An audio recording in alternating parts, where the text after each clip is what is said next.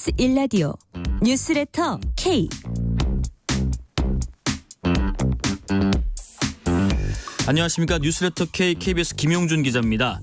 많은 사극 팬들의 아쉬움 속에 32부를 끝으로 지난 주말 종영된 KBS 대하 사극 고려 거란 전쟁. 철저한 고증과 또 섬세한 연출, 여기에 배우들의 열연이 더해져서 작품성은 물론 시청률까지 잡은 명품 대하 사극이었다는 평가를 받고 있는데요. 지난 1월에 연출을 맡았던 김한솔 감독과 양규 장군 역의 지승현 배우가 출연해서 작품 뒷이야기를 들려드렸었죠. 오늘은 고려 거란 전쟁의 브로맨스를 담당하고 있는 두 분을 모십니다. 거란 황제 야율융서 역의 김혁 배우와 거란 장군 소배암 역의 김준배 배우인데요. 이분들 귀주대첩의 패배로 잠 못 이루고 있다고 하시던데 어떤 이야기를 들려주실지 벌써부터 기대가 됩니다. 잠시 후에 직접 목소리 들어보고요. 총선 격전지 출마자들 차례로 만나보고 있습니다. 오늘은 성남 분당 갑에 출사표를 던진 개혁신당 류호정 예비후보와 함께 지역 민심과 현안에 대한 입장 들어보겠습니다. 뉴스레터 K 문자 샵 9730이고요. 짧은 문자 50원, 긴 문자 100원, 어플리케이션 콩으로 보내시면 무료입니다. 유튜브 KBS 1라디오 계정 채팅으로도 이야기 나누실 수 있고요. 문자 보내주시면 추첨 통해서 커피 쿠폰 보내드리겠습니다. 여러분의 이야기도 많이 들으십시오. 뉴스레터 K 지금부터 시작합니다.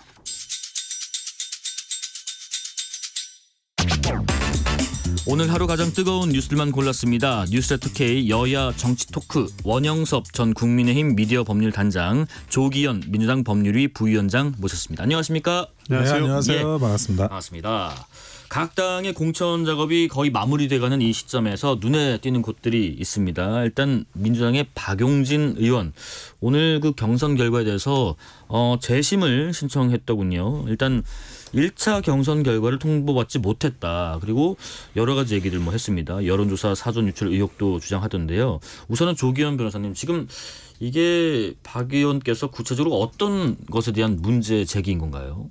세 가지 정도 예. 문제 제기하신 것 같습니다. 네. 지난 2월 말에 모 인터넷 언론사가 의뢰해서 조사 기관이 했던 언론 그 여론조사에서 사전에 기획되고 조작된 의혹이 있다는 거거든요. 네. 2월 말에 조사해서 발표했는데 아마 이게 인터넷 언론사가 기관에 의뢰해서 한 조사니까 아마 그 지역 적합도 조사 이런 거였을 겁니다. 네, 네. 근데 그 조사가 돌아가기 한 19분 전에 정봉주 의원 쪽에서 그 지지자들한테 조사가 돌아가니까 적극적으로 응답했다는 거를 공지를 했다는 겁니다. 그러니까 이런 걸 어떻게 알고 미리 공지를 했느냐. 이 결과를 사전에 알고 기획하고 접촉이 있었던 거 아니냐. 그 결과 왜곡된 결과가 나온 게 아니냐. 네네. 사전에 후보 측에서 개입된 게 아니냐. 이게 첫 번째고요. 그리고 이번 경선 투표에서 권리당원 이중 투표 문제, 또 그 전에 여론조사를 왜곡해서 공표했던 문제, 이게 다 공직선거법상의 문제가 될 부분이거든요. 이게 네. 만약에 사실이라면 네네. 이제 이런 부분에 의혹이 있다라고 재심을 신청하신 겁니다. 근데 그러면서도 박용진 의원께서는요, 재심 신청의 인용이나 기각 어떻게 되든 여부와 관계없이 민주당의 총선 승리 위해서 묵묵히 헌신할 것이다라고 덧붙이셨는데, 그러면은 원장님 어떻게 보세요? 지금 재심 인용을 기대한다기보다는 어떤 정치적인 의사표시를 한 걸까 궁금하네요. 아니, 승복을 연기시키려는 거예요. 승복을 연기시킨 거예요. 예. 재심이라고 하면서 사유를 들은 거 하나하나 따지고 보면 또 문제가 될 수 있겠지만 이 정도 의혹은 어느 지역구 여론조사에서도 발생할 수 있는 거거든요. 네네. 딱히 이렇게 구체적인 증거나 물증이 나온 건 아니에요. 그러니까 불리한데 뭔가 여러 가지 정황상 이게 아니지 않냐, 이 정도를 이제 제안을 하는 건데, 네. 재심을 신청하는 게 민주당에서도 그렇게 자주 있는 일도 아니고, 그리고 여기에 나오는 이야기들이 아주 결정적인 물증이 있는 것도 아니고, 물증이 네. 있으면 금방 제시했을 거예요. 예, 그렇게 약간 오비락 같은 그런 일들이 일어난 거에 대해서 예. 의심은 가도 이거 가지고 재심이 인용될 가능성 굉장히 낮거든요. 그러면 왜 재심을 하느냐? 지금 정봉주 의원이 가지고 있는 그 전에 네. 여러 가지 발언이라든지 이런 설화들이 있잖아요. 네네. 그런 설화들이 막상 이제 경선을 통과한 후보가 됐을 때 그런 여론의 지탄에서 정봉주 후보를 견뎌낼 수 있겠느냐, 민주당이. 그러면 본인이 승복하지 않는 동안에 네. 만약에 민주당에서 여론을 뚫고 나가지 않고 그냥 드롭시키겠다는 생각이 있으면 그 대안으로는 다시 박용진 의원이 올라가는 거거든요. 네네. 그래서 제가 볼 때는 뭐 승복을 안 하면서 버티는 시간을 벌기 위해서 이런 재심 청구를 한 게 아닌가 저는 그렇게 보여집니다. 지금 그 뭐 논란 잠깐 언급하셨는데 그 내용이 있더라고요. 지금 박용진 의원을 이기고 서울 강북을의 후보가 된 정봉주 전 의원이 과거에 그런 얘기를 했답니다. DMZ에 멋진 거 있지 않느냐. 발목질을 하면서 웃으시면서 DMZ에 들어가서 경품을 내거는 거다. 발목질을 밟는 사람한테 목발 하나씩 준다. 이거 어떻게 했느냐. 이런 얘기를 해서 지금 논란이 좀 됐는데 정 전 의원은 이 과거의 발언 직후에 당사자께 직접 유선상으로 사과를 드리고 관련 영상을 즉시 삭제했다. 지금이나 그때나 정중히 같이 사과드린다. 그렇게 얘기를 했는데요. 또 조금 전에 보도도 그렇고요. 저희 취재도 그렇고요. 이 당시 2015년으로 기억합니다. 우리 목함지뢰로 북한의 목함지뢰로 인해서 큰 부상을 입어서 다리를 잃었던 당시 하재헌 또 김정원 두 부사관이 그런 사과를 받아본 적이 없다고 해요. 정 전 의원한테 그때든 지금이든요. 조기현 변호사님 이거 어떻게 풀어가 될까요? 글쎄 발언 심각하죠. 네. 이게 뭐 과거에 있었다고 그냥 넘어가기가 어렵습니다. 뭐 사과를 하셨는데 그런 사과를 받았던 적이 없다고 하니 이게 더 걱정되기는 하는데요. 그러면 사과를 안 했다는 게 거짓말은 아니실 것 같고 그럼 어떤 그렇죠. 분이 사과를 예. 했던 것인가? 어떤 방금 어떻게 사과했는지 이제 본인이 좀 밝히실 것 같기는 한데요. 네. 그때 사과를 뭐 했더라도 지금 다시 그 부상 장병 분들이 다시 문제 제기하고 여전히 이 문제를 가지고 내가 명확하게 사과받지 못했다는 입장이라면 가서 뭐 100번이라도 사과해야 될 문제입니다. 이 정도 발언 국회의원이 되고자 하시는 분이 과거에 뭐 유튜브에서 발언 실수다 이렇게 넘어가기에는 너무 뭐 좀 내용이 무겁고 심각한 발언이죠. 지금 생각해 보십시오. 그 자식들 군대 보낸 부모들은 매일 노심초사 하시는데 희화화할 문제가 따로 있죠. 이건 너무 심하셨어요. 그래서 이거는 뭐 변명의 여지가 없고 적정히 그냥 사과했다는 모양새로 넘어가기 어렵다는 거 본인이 잘 아실 겁니다. 정치 오래 하셨고 하니까 다른 어떤 뭐 이론의 문제나 다른 자꾸 변명 과정에서 다른 문제 발생시키지 말고 그냥 계속 엎드려 사과하시는 게 필요하다고 봅니다. 지금 김민기 민주당 상임선대본부장 명의로 오늘 공문이 발송이 된다고 하네요. 언행을 주의할 것 그리고 이를 위반할 경우 공천 취소를 포함해서 긴급 징계할 거다 하는데 원단장님 아무리 이게 좀 과거 발언이고 사과를 지금도 한다는 입장을 밝혔습니다만 지금 김민기 민주당 상임선대본부장 명의로 공문이 발송된 내용처럼 발송이 될 예정인 것처럼 공천 취소까지도 고려할 사안이라고 보시는지 궁금합니다. 결국에는 여론이 안 좋게 흘러간다 그러면 민주당이 뭐 정봉주 의원 지키려고 뭐 여러 가지 상황을 고집하지는 않을 거라고 봐요. 지금 여론이 안 좋아지는 어떤 대목마다 민주당이 사실은 빨리 결단을 내리고 있습니다. 그러니까 뭐 비례대표 두 분 또 그냥 사퇴시켜버리고 그리고 뭐 여러 가지 아주 신속하게 일을 정리해 나가고 있는 과정이기 때문에 정말 정봉주 의원이 가지고 있는 이런 설화들 과거의 설화라고 하더라도 그게 국민들께서 그거를 못 받아들이겠다. 여론은 악화된다. 서울 수도권 특히나 중도층이 많은 데서 이거를 견딜 수 없다. 이렇게 판단이 있으면 바로 저는 바꿀 거라고 생각을 해요. 그런데 아직은 뭐 그 단계까지 갔는지는 모르겠어요. 그런데 지금 여론의 상태는 뭐 결국 하루 이틀도 안 걸리고 지금부터 한 24시간 안에 결정 나게 될 것 같습니다. 1918님 저는 박용진 의원뿐만 아니라 하태경 의원 경선 탈락 소식도 듣고 놀랐습니다. 하시는데 그 얘기도 조금 이따 나눠보고요. 자 그리고 민주당 오늘 밤에 그 지역구 17곳 경선 결과도 발표하는데 두 분 뭐 주목해 보고 계시는 지역이나 뭐 인물 그리고 뭐 결과도 있을지 궁금하고 뭐 가령 이런 얘기도 있더라고요. 여전히 비명약세, 뭐 친명 강세가 나올 것인가. 가령 이제 뭐 친문이라고 분류되는 전해철, 또 친명으로 분류되는 양문석 두 분의 결과도 주목된다. 조기현 변호사님은 어떻게 주목하십니까?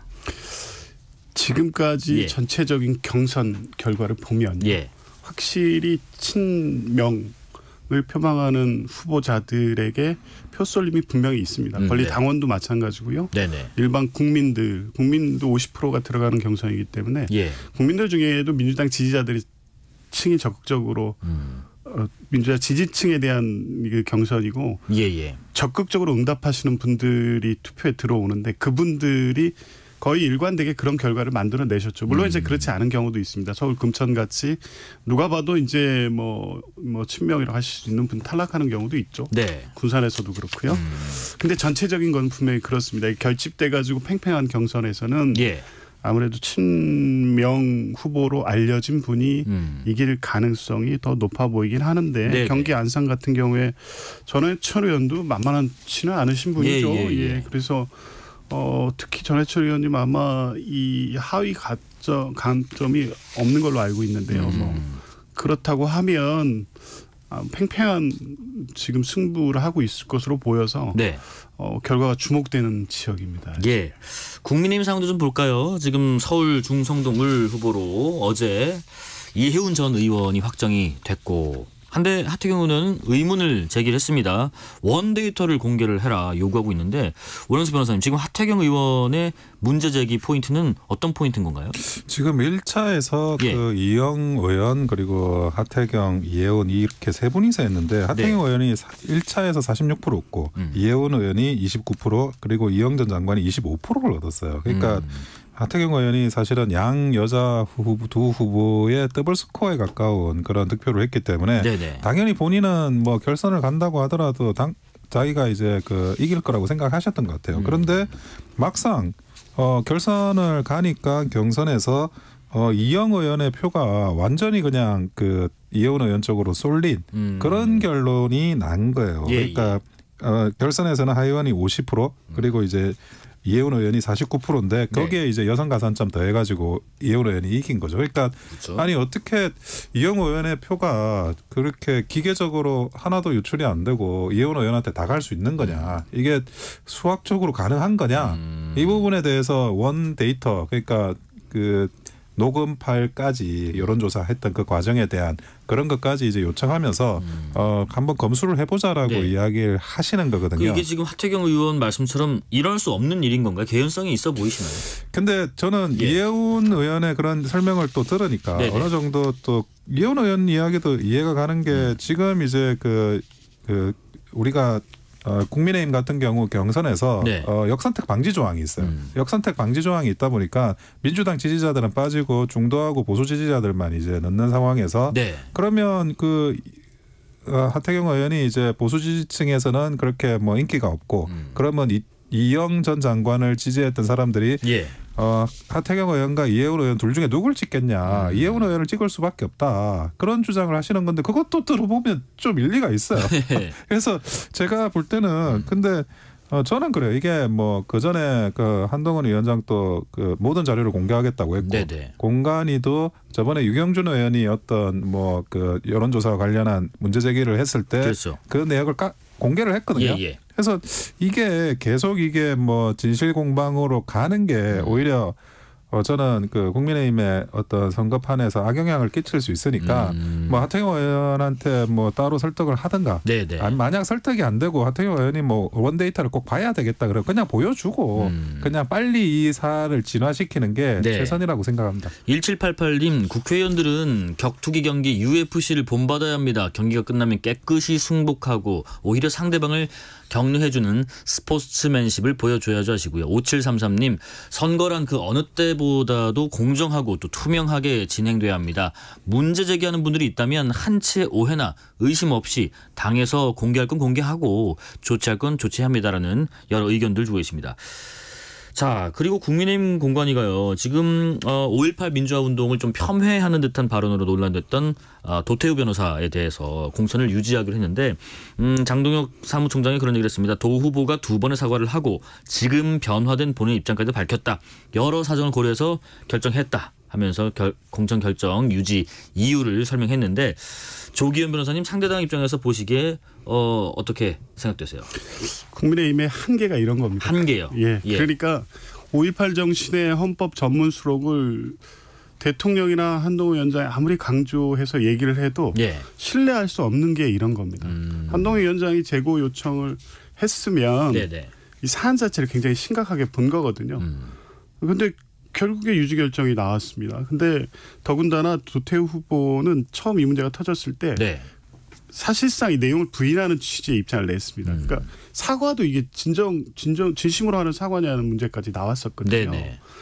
그러니까 5.18의 북한군 개입설을 단정적으로 얘기하지는 않았지만 틀림없이 그런 본인의 의식을 드러냈습니다.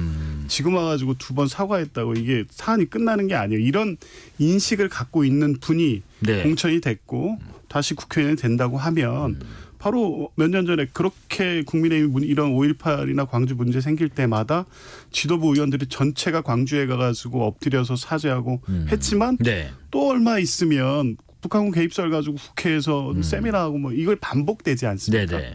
이번 이 결정 역시도 마찬가지다. 이런 부분을 단호하게 끊어내지 않는 것이 한계인데 왜 그럴 것이냐. 여전히 국민의힘 지지층의 강한 극우적 성향을 가진 분들을 네. 의식하기 때문에 이런 일이 생기거든요.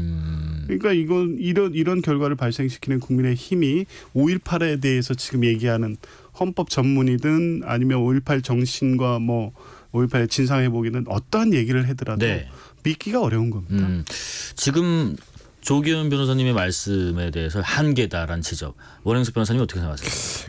그래서 저는 이렇게 생각합니다. 예. 공관위가 일처리를 조금 더 매끄럽게 할 수 있었다는 건 아쉬움이 있어요. 왜냐하면 도태우 변호사의 그런 5.18 민주화 운동을 폄훼하는 듯한 발언에 대해서 그전에도 그런 발언을 하셨다는 거 다 알고 있는 거였거든요. 그게 모르는 사안이 밝혀진 게 아니에요. 네네. 그러니까 만약에 경선을 넣는다 그러면 이분에 대해서 그전에 발언에 대해서 어떻게 정리를 할 거냐. 네. 그런 뭐 사과나 이런 걸 좀 미리 받았으면 어떨까 하는 생각도 들고 그런데 일단은 경선을 해서 통과를 해서 1등 후보가 됐어요. 네. 4자 경선하고 2차 결선까지 해가지고 됐기 때문에 지금 도태우 변호사를 내린다는 거는 그 해당 그 주민들, 네네. 지역구 주민들의 어떤 합의된 아니면 좀 선거를 통해 경선이지만 경선에서 표출된 의견을 무시하는 그 꼴이 되는 거예요. 네네. 그러면 뭐 지지층에 관련해서 아니 어떻게 경선에서 이긴 후보를 그렇게 쉽게 내릴 수가 있느냐의 문제가 생기고 이건 뭐 집토끼냐 산토끼냐 여기서 선택하는 아주 곤란한 상황이 생기는 거거든요. 네네. 그래서 지금 이제 그 경선 후보가 되고 나서 이런 뭐 문제가 나고 사과를 하고 이런 과정이 좀 매끄럽지 못했고 그 전에 했으면 어땠을까 하는 생각은 합니다. 근데 네. 지금 이미 선거는 진행이 되고 뭐 공천 유지를 결정했기 때문에 네네. 뭐 다른 판단을 하진 않을 것 같습니다. 예, 여야 유세 상황도 좀 보겠습니다. 민주당 이재명 대표가 오늘 동작구 또 용산구를 찾았는데 동작구는 이재명 대표께서 지금 이틀 연속으로 찾고 있는 것 같아요. 유삼영 후보 지지를 또 호소하면서 현장에서 그런 이야기를 했습니다.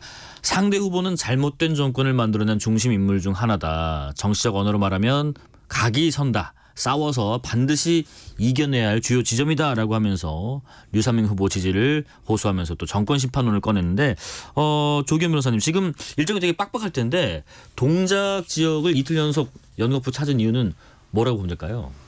한강 벨트가 중요하죠. 예. 여기에서의 승부가 또 주변에 영향을 미치고요. 공천 과정에서 어쨌든 지지층의 이완이 발생을 했고 네. 특히 서울에 대한 경고등이 켜진 거 맞습니다. 그런데 공천이 끝나고 최근에 나오는 판세 분석을 보면 네네. 한강벨트에서도 불리하지 않은 결과들이 많이 나오고 있거든요. 그중에 이제 제일 지금 문제가 되는 동작을 유삼영 후보가 늦게 공천이 됐고요. 네네. 반면에 나경원 후보 같은 경우에는 이미 지난번에도 출마한 적도 있고 전국적 지명도 이런 게 높기 때문에 네. 빨리 알려야 되죠. 우리 후보를.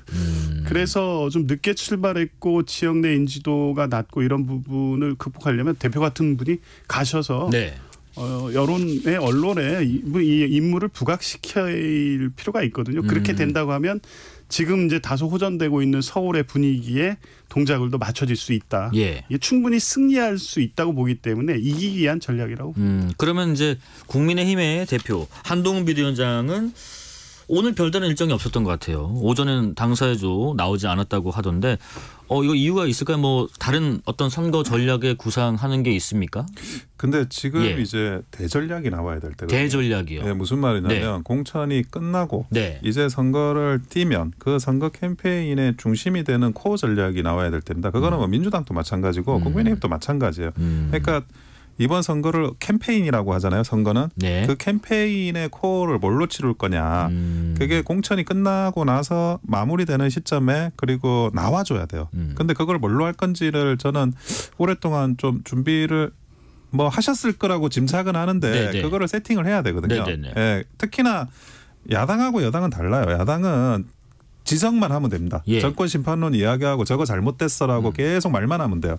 근데 여당은 그게 아니잖아요. 여당은 무슨 포지티브한 거대한 뭔가를 제시를 해야 되거든요. 근데 그런 거를 이제 뭐 준비했을 거라고 생각하는데 그게 가다듬는 네네. 그런 시간으로 뭐 구상을 하시고 계신 게 아닌가 하는 생각이 들어요. 여당은 네거티브만으로는 선거를 이끌어 나갈 수가 없어요. 네거티브 하면 할수록 30일 아직 남았는데 그러면 그럼 어쩌자는 거냐라는 국민의 그런 반응, 답변을 질문을 직면하게 됩니다. 거기에 대한 답변을 내놔야 된다는 거죠. 예.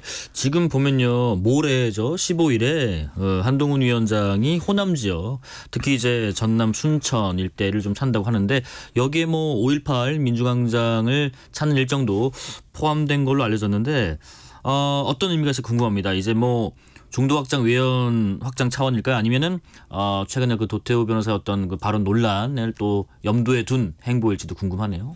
제가 볼 때는 예. 원래도 저희가 뭐 전당대회 같은 경우 할 때 예. 제일 먼저 시작점을 광주에서부터 시작합니다. 네. 그래서 그게 뭐냐면 어쨌든 서진 전략의 일정으로 전당대회 때마다 또 관례적으로 그렇게 하고 네네. 그리고 호남을 또 빼고 갈 수는 없고 항상 네. 또 당선 가능성은 지금 중요하지 않고 호남 지역에 그 호남에 출향하신 분들의 2세들이나 이런 분들이 서울 수도권에 많이 사세요. 이런 분들이 중도화돼 있거든요. 네네네. 그런 분들의 표를 그 소구하기 위해서라도 기본적으로 그 서진 정책 호남을 이제 뭐 깊이 생각하고 있는 국민의힘의 그런 당대표의 모습을 보여주는 거는 뭐 중도층 소구를 위해서 필요할 것 같긴 합니다. 근데 여기서 네. 도태우 변호사 관련해 가지고 어떤 입장을 요구받을 가능성이 굉장히 많은데 네. 어떻게 답변을 하실지는 좀 저도 궁금하긴 합니다. 이재명 대표는 내일 대전 또 세종 충북 지역 이렇게 방문하신다고 하는데 이재명 대표는 좀 행보가 전략이 좀 다른가요? 약간 좀 표심을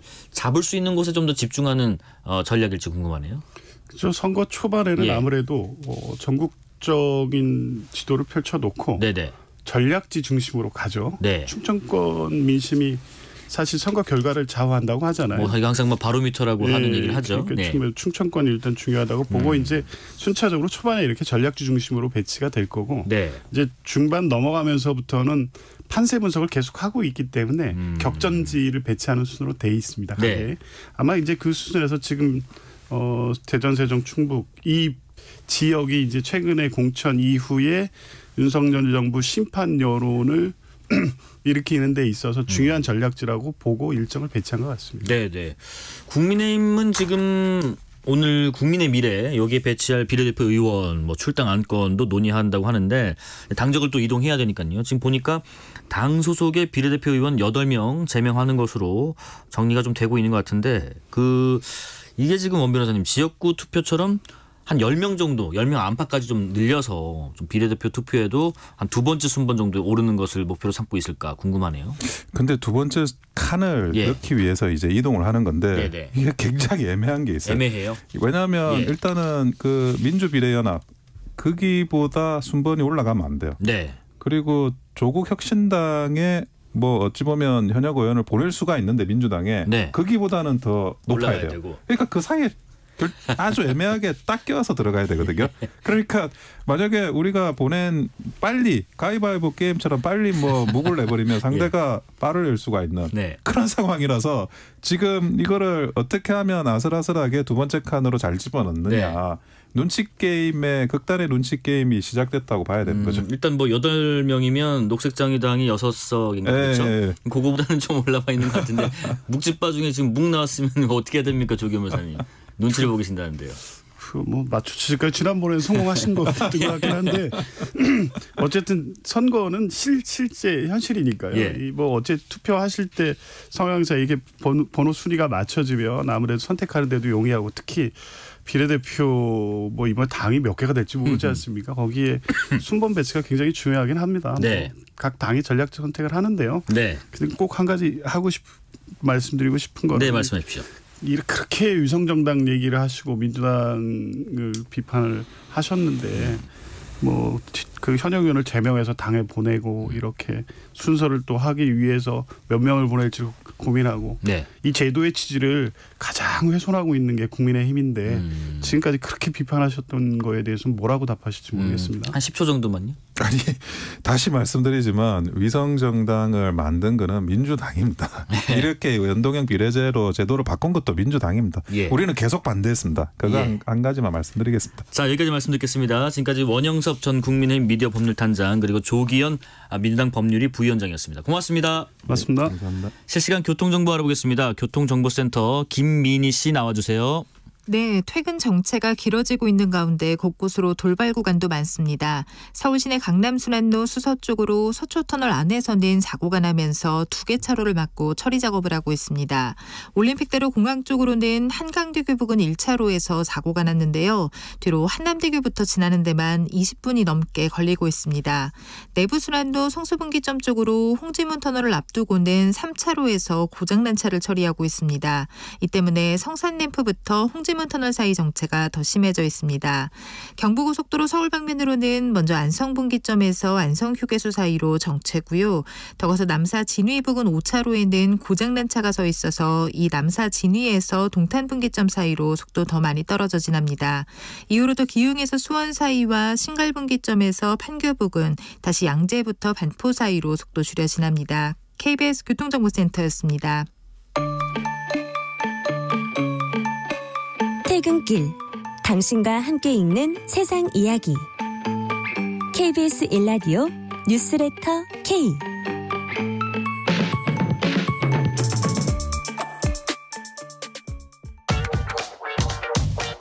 뉴스의 진수를 보여주는 인터뷰. 뉴진수. 뉴스의 진수를 보여주는 인터뷰 뉴진수. 퓨전 사극의 홍수 속에서 대하 드라마 또 정통 대하 사극으로 승부하면서 대하 드라마의 새 지평을 열었다는 평가를 받았습니다. 특히 국내 지상파 드라마에서 볼 수 없었던 장대한 스케일 또 영상미를 보여줬는데요. 지난 주말에 종영한 KBS 대하 사극 고려 거란 전쟁입니다. 자체 최고 시청률을 기록하면서 막을 내린 데는 막판에 귀주 대첩 시인도 큰 몫을 담당했겠죠. 그런데요. 고려군에 대한 기습작전에 실패한 거란의 적장과 또 황제가 그 분을 가라앉히지 못하고 저희 KBS 본관 뉴스레터 K 라디오 스튜디오를 급습했습니다. 고려 거란 전쟁 인기의 주역 거란 황제 야율 융서 역의 배우 김형님 그리고 거란 장군 소배암 역의 배우 김준배님 두 분 나오셨습니다. 어인일이시오. 반갑습니다. 안녕하세요. 고려 거란 전쟁 야율 융서 얍추가이 김혁입니다. 반갑습니다. 네, 우리 김준배 배우님도 인사드립니다. 예, 저기 고려 거란 전쟁의 소배암 역을 맡은 저 김준배입니다. 예, 지금 뭐 문자가 벌써부터 계속 들어오네요. 나나님, 주말에만 방송하는 건데 시간이 너무 짧아서 아쉬웠어요. 1시간 반은 해야죠. 항상 보기 시작하면 끝나더라고요. 하시고 한 번만 더 읽어볼게요. 7910님, 고려 거란 전쟁 끝나서 아쉽습니다. 현종과 강감찬의 인간적인 고민들이 잘 표현돼서 공감이 됐어야 하시고요. 중간중간에 계속 읽어드릴게요. 자, 우선은 두 분 보면은 이제 뭐 치열한 전투씬 그리고 카리스마 있는 연기 이거 보면서도 덜덜 제가 떨었는데 극 중에서 특히나 그게 왜 이렇게 강조였나요? 잔인하게 때려 죽이는 그 모습도 너무 무서웠는데 근데 분장 지우시고 두 분 다 귀여운 머리도 없으시고 하니까 드라마에서 보던 모습과는 사뭇 좀 다르신데 일단은 훈남이시고 아유 감사합니다. 김준배 배우님 약간 좀 귀여우시기도 하세요. 이런 이야기 두 분 자주 들으세요? 먼저 일단 저 같은 경우에는 야율융서의 그 카리스마가 좀 강했나 봐요. 그렇죠. 오히려 이제 제가 카페를 좀 운영을 하고 있거든요. 그런데 이제 손님들께서도 전혀 매치를 못 하는 거죠. 그러니까 그 얼굴과 지금 이 현대의 얼굴을 서로 조화가 없다. 근데 이제 제가 농담삼 엽주가 딱 그러면 바로 맞네 그놈이네 이렇게 되는 거죠. 귀엽다 훈남이다 소리 좀 들으세요 평소에? 훈남이란 말은 앵커님한테 처음 들었습니다. 그리고 저기 귀엽다는 말은 이제 제 아내가 자주 하는 말이에요.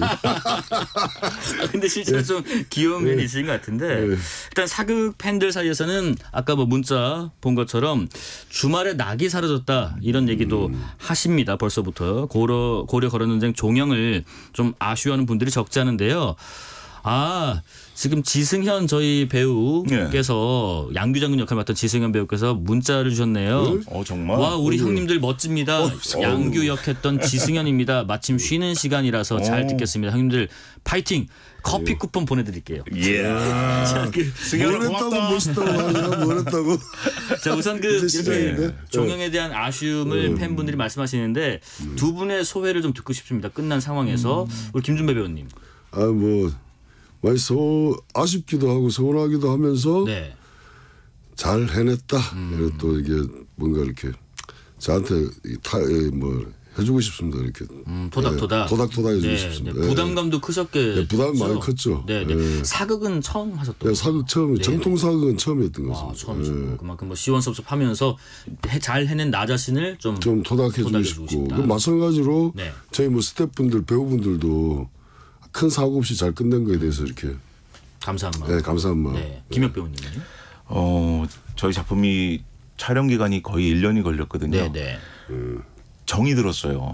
정떼기가 너무 힘들었던 것 같고 지금도 KBS로 오는데도 현장 또 촬영 현장 간다는 그 생각이 고려 거란 전쟁 얘기를 한다는 기분이 너무 좋았고 우리 감독님들 이하 배우 스태프 모든 분들이 정말 고생 많이 하면서 행복하게 촬영을 했던 그 여운이 아직도 가시지 않아서 아직도 행복합니다. 그리고 우리 앞에 계신 우리 준배형도 다시 보니까 또 현장에 있는 것 같고요. 0702님이요. 소배합 장군님 앞으로 보고 싶어서 웃잔대요 하면서만 우시네요.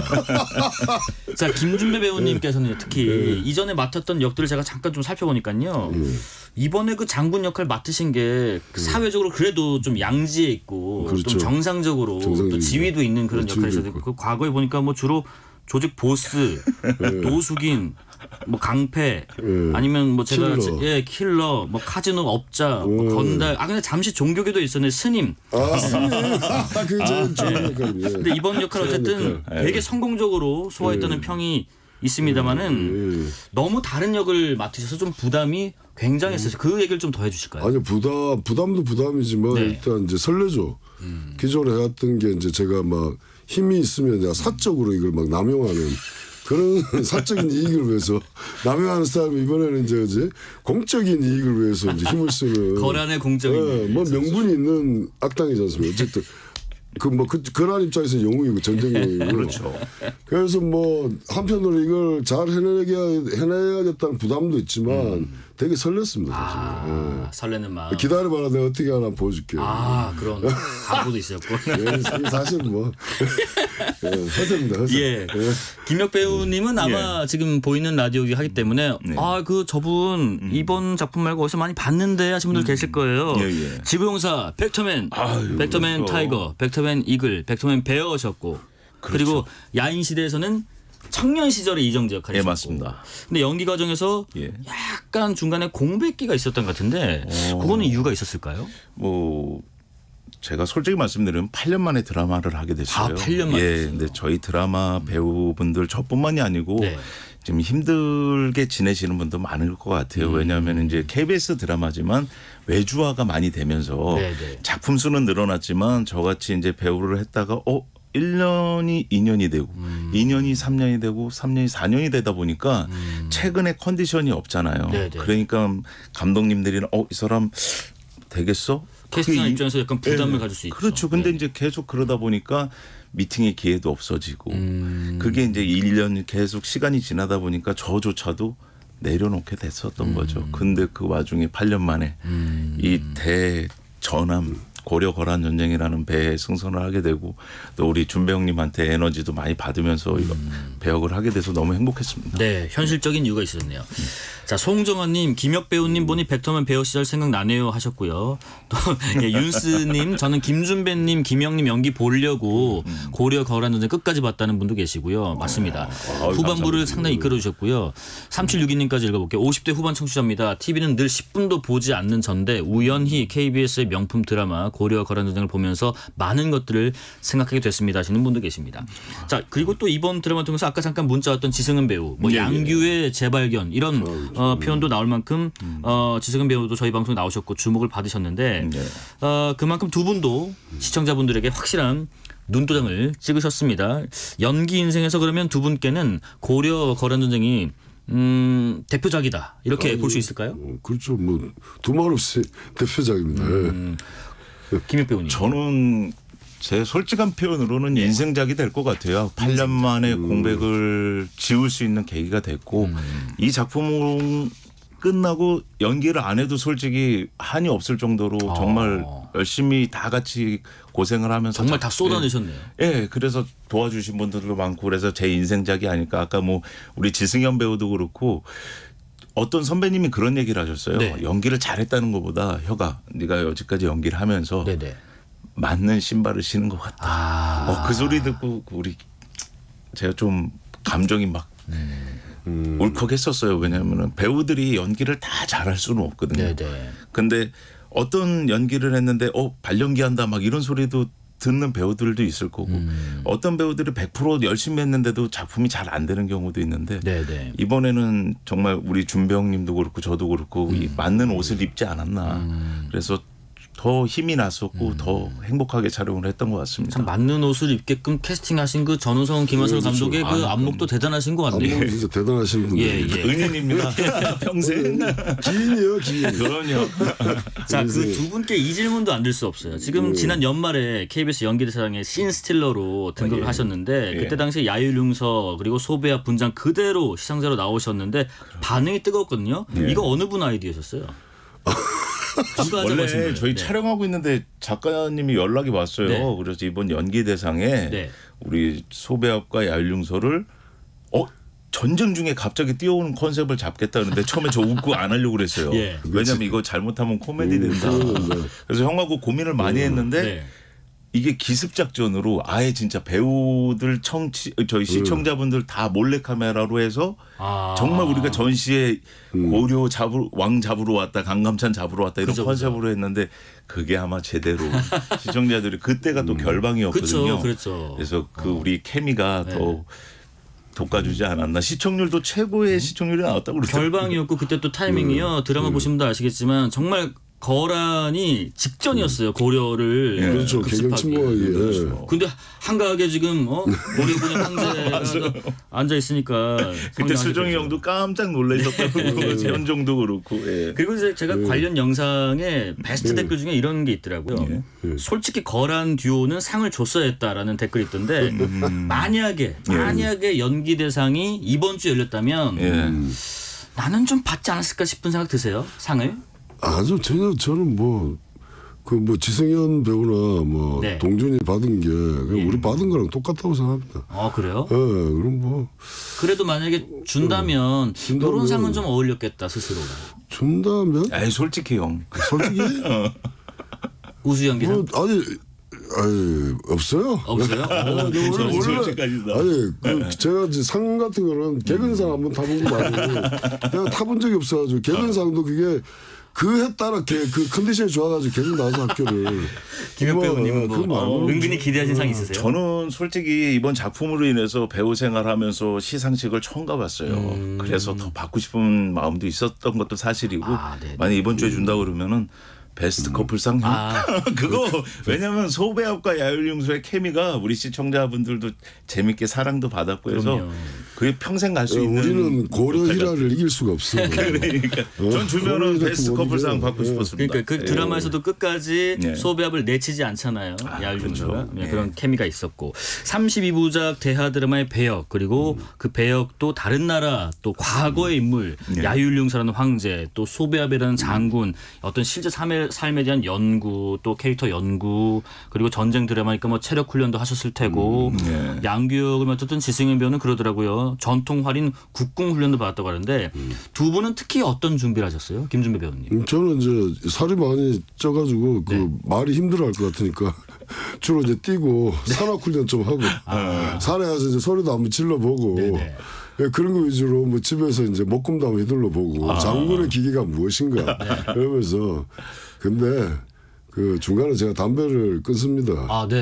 촬영하다가 체력적으로 힘들어가지고 그 바람에 살이 다시 쪘어요. 그래서 100kg 넘어가면서 말이 힘들어가지고. 담배 끊기가 정말 쉽지가 않은데요. 우리 김혁 배우님은 특히 어떤 부분을 좀 훈련을 많이 하고 노력하셨어요? 특별한 훈련은 많지 않았어요. 야율융서는 이제 전쟁을 하는 우리 소배합은 그 군사들을 이끌고 전쟁씬을 많이 찍었는데 그쵸. 저는 항상 지령하고 이런 보고 받고 그거에 대한 뭐 얘기를 하는 그런 역할이다 보니까 그래도 이제 처음에 우리 준병님하고 승마는 기본적으로 한두 달 가서 같이 연습도 했고 네네. 이제 저희가 가장 힘들었던 건 어떤 훈련보다는 원래는 이 거란말을 사용하기로 해서 저희가 캐스팅이 됐거든요.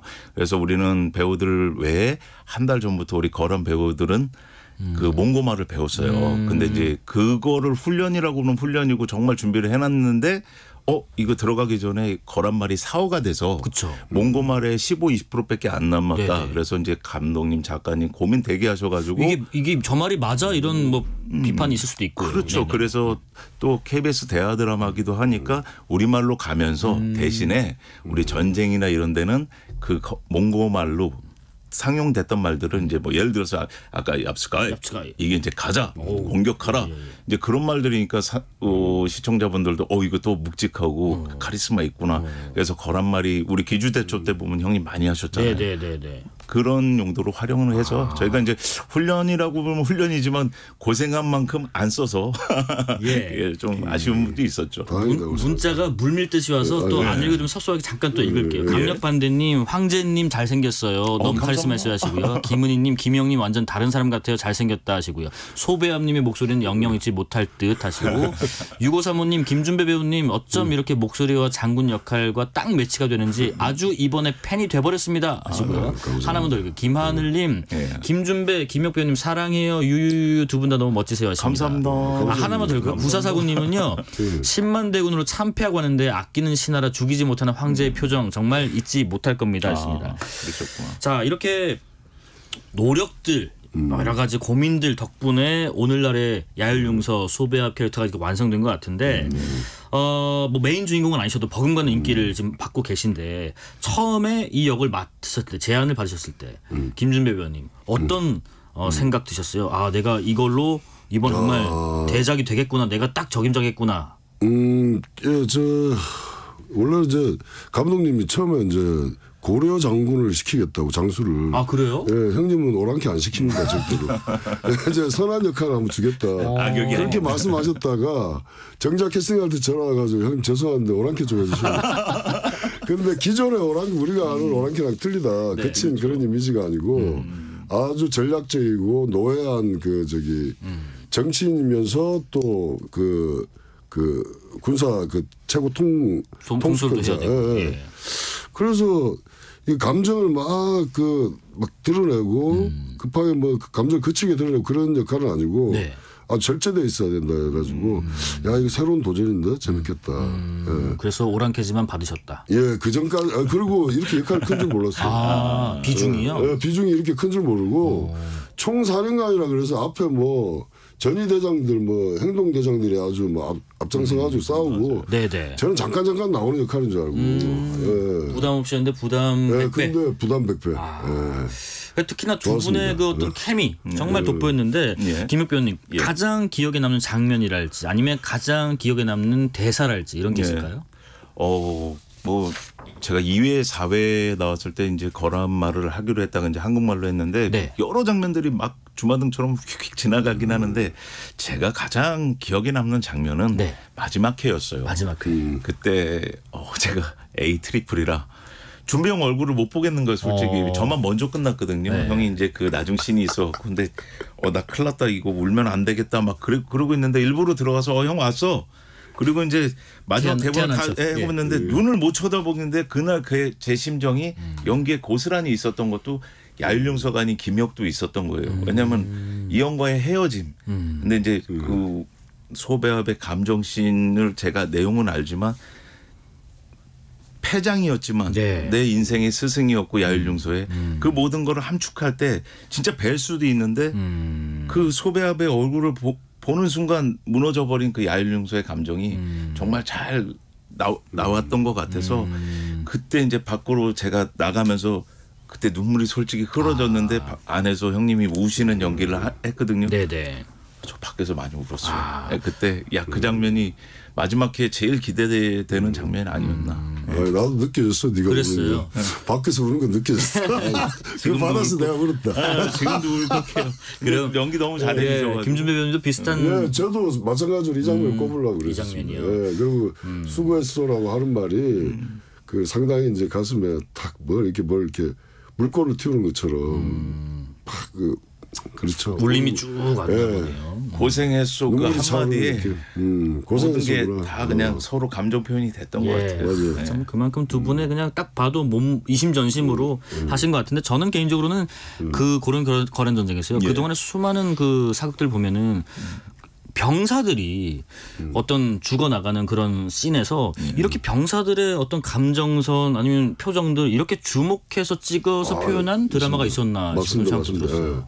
그냥 병사들은 그냥 죽어나가는 정도였는데 저희 드라마 감독님하고 작가님을 감사하게 생각하는 부분이 뭐냐면은 이 드라마의 작은 역 하나까지도 심지어 뭐 현정 나왔을 때 그 동자승 그 친구들부터 맨 마지막에 우리 보조 출연이라고 그러잖아요. 병사들까지도 정말 혼신의 힘을 다해서 연기를 해주신 것 같아요. 네네. 누가 잘했다 못했다가 아니고 수종이 형님이 연기를 해주신 걸 다 우리가 이끌어가면서 전체적인 그런 느낌으로 연기를 했기 때문에 누구 하나 잘했다 못했다가 아니고 다 같이 잘했던 것 같아요. 그러니까 기존 사극이랑 참 틀린 부분이 우리가 이제 진법을 형성해가지고 싸우기도 하고 뭐 그냥 1대1로 뭐 칼이 들으면 갑옷 입고 막 죽고 이런 게 아니라 뭐 진법을 이뤄가지고 싸우기도 하면서 또 심지어 막 전쟁이 얼마나 참혹한지 보여주는 게 그 보조 출연하시는 분들 이제 병사들도 전쟁하다 갑자기 막 주먹밥 먹고 있고 물을 막 떠서 마시고 옆에 떠주고 이게 전쟁이 얼마나 참혹한가 이걸 느끼게 해주거든요. 그러니까 우리 저기 감독님들은 전쟁씬을 너무 잘 연출하면서 전쟁에 절대적 반대하는 그 입장을 명확하게 보여주고 평화를 찾는 이런 상황은 없었죠. 그러니까 지금 두 분 말씀은 공통된 것 같아요. 이전 사업가들에게 역사적 고증에 충실한 게 고려 거란 전쟁이었으면서 동시에 정말 작은 부분 디테일에도 이렇게 매력적으로 표현한 드라마가 이번 작품이었다고 말씀하신 것 같은데 이게 또 한겨울에 촬영을 또 하셨고 또 더울 때도 하셨다 보니까 어려움도 많았을 것 같은데 어떤 게 제일 어려우셨어요? 저 여름에 찍을 때 사실은 뭐 갑옷으로 다 싸고 뭐 가발에 수염까지 붙이니까 숨이 안 쉬어집니다. 숨이 안 쉬어지죠. 피부 호흡이 안 됩니다. 그래가지고 잠깐 쉴 때도 저 눈이 살짝 감겼다가 이러다 나 죽겠다 하는 생각이 눈을 떠집니다. 이게. 숨이 막 막혀가지고. 더울 때는 또 더워요. 김혁 배우님은 뭐가 제일 쉬는 게 아니었죠. 날씨가 정말 우리 갑옷을 몇 겹을 입고 그 갑옷이 한 20kg 정도 되거든요. 그러니까 승마를 하는 것도 저희 준병하고 저는 대역이 없었어요. 대역이 없어서 말을 실제로 타고 그래 우리 압록강 건너는 씬들 보면 물에 들어가는 게 다 우리가 직접 타거든요. 직접 하셨구나. 근데 말을 어느 정도로 다루지 못하면은 말을 안 들어요. 물에 들어가자고 그래도 안 들어간단 말이죠. 근데 그런 모든 씬들을 형하고 같이 할 수 있었던 게 저희 둘만 힘들었다고는 못했을 거예요. 근데 모든 배우들 스태프들 다 같이 고생하고 더운데 추운데 그래서 같이 고생을 하니까 더 그렇게 힘을 낼 수 있었던 것 같아요. 지금 또 일부에서는 귀주대첩 분량이 좀 촬영분보다 적었다고 해서 일부 논란도 있었는데 여기 혹시 아쉬운 점이 있으세요? 두 분 중에서? 저는 대단한 걸 성취했구나 이런 생각을 했지. 굳이 뭐 사실 되게 벅차게 봤었거든요. 막 마음 설레면서 벅차게. 그리고 사실 우리 이게 전쟁의 통쾌함을 보여주려는 게 아닙니다. 막 그 적군을 막 그냥 무자비하게 살상하고 이런 걸 보여주는 게 아니고 전쟁이 얼마나 참혹하고 얼마나 이렇게 우리가 그냥 앞장선 병사들이 앞장서서 싸우잖아요. 그 사람들이 얼마나 이렇게 초계같이 사라지고 그런 실상들을 보여주는 거라 저는 충분히 그런 걸 보여줬다고 생각했거든요. 사실 뭐 그래서 저는 이만한 성취 그 적은 제작비로 뭐 너무 고맙죠. 그 짧은 시간에 우리가 해냈다는 게 좀 자부심 가졌는데 저 같은 경우에는 처음부터 끝까지 감독님하고 작가님을 저희가 믿기 때문에 그 편집이나 뭐 저희가 관여할 부분이 아니고 그걸 얼마나 신경 써서 편집을 하시고 준비를 하셨겠어요. 물론 아쉬운 부분도 있는 부분은 어떤 분들은 뭐 좀 아쉽다 이런 말씀도 있지만 모든 걸 다 저희는 그냥 그 작품에 믿고 우리 만들어주시는 감독님들을 믿기 때문에 네. 뭐 그거에 대한 그런 말은 없는 것 같아요. 자, 그러면 두 분의 향후 작품 계획, 앞으로의 어떤 역할, 뭐 계획이 있으신지 잠깐 들어볼게요. 김준배 배우님은 앞으로 뭐 계획 있으세요? 저는 뭐 저기 공권력을 네. 사적으로 쓰는 어떤 또 빌런을 하나 연기할 것이고. 아, 그러세요? 예, 잠깐 나오는 겁니다만. 오, 네네. 영화. 그리고, 아, 영화는 아니고 아마 드라마. 예, 그럴 것 같습니다. 네. 어쨌든 뭐 그러고 그 많은 감독님들의 러브콜을 기다리겠습니다. 준배영화는 하려고 할 것 같아요. 자, 김혁 배우님은요? 예, 저는 이번 1년이라는 시간이 너무 행복했었고 뭐 앞으로 어떤 또 제가 8년 죽어있던 연기 시계가 다시 돌아가긴 했어요. 네. 근데 이제 이 방송을 틀어서 처음으로 말씀드리고 싶은 거는 저희 와이프가 너무 감사하고요. 제가 이제 카페를 운영하면서 촬영장을 다니고 혼자 운전을 하고 다닐 때 이 대본을 늘 맞춰주고 옆에서 보살펴줬던 사람이 네. 야율융서를 만들어준 건 저 와이프 같아요. 네네. 와이프한테 작년에 여행 한번 못 가가지고 일단은 어떤 일이 쉬시면서. 들어와도 예, 조금만 네. 쉬었다가 네. 예, 준비 좀 했으면 좋겠다는 생각 갖고 있습니다. 그러면은 시간 관계상 여기서 마무리하고요. 예. 두 분께 이렇게 부탁드릴게요. 두 분 그 배역 목소리 톤으로 예. 뉴스레터 K 6시에 이어가겠습니다. 해주시죠. 아, 시작. 뉴스레터 K 6시 이어가겠습니다. 엽치가이 엽치가. 감사합니다. 6시에 고맙습니다. 이어가겠습니다. 고맙습니다. 감사합니다.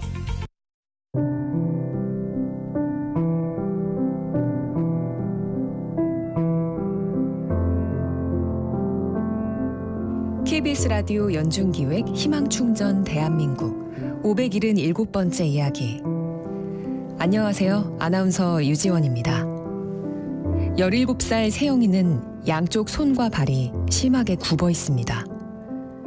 새아빠의 폭력으로 인해 엄마 뱃속에서 태아 경기를 앓은 후 결국 신경계 이상을 갖고 태어난 세영이.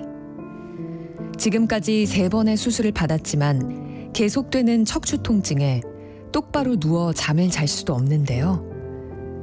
이런 세영이 곁을 지키는 유일한 사람은 신장질환 2기 투병 중인 아픈 엄마뿐입니다.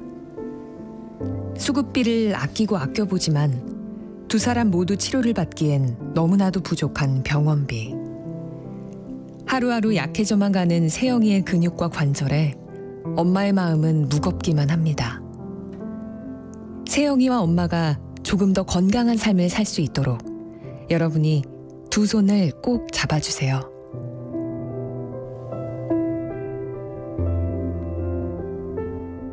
여러분의 따뜻한 손길이 희망의 빛이 됩니다. ARS 060-700-1580 060-700-1580 한 통화 3,000원으로 희망을 선물해 주세요.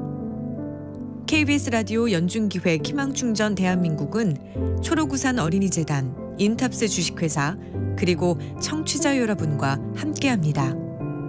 ARS 060-700-1580 한 통화 3,000원입니다.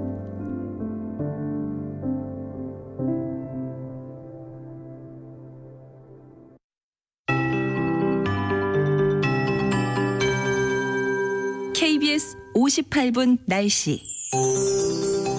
쾌청한 하늘에 봄 햇살이 느껴지는 하루입니다. 내일도 맑고 일교차 큰 날씨가 이어질 텐데요.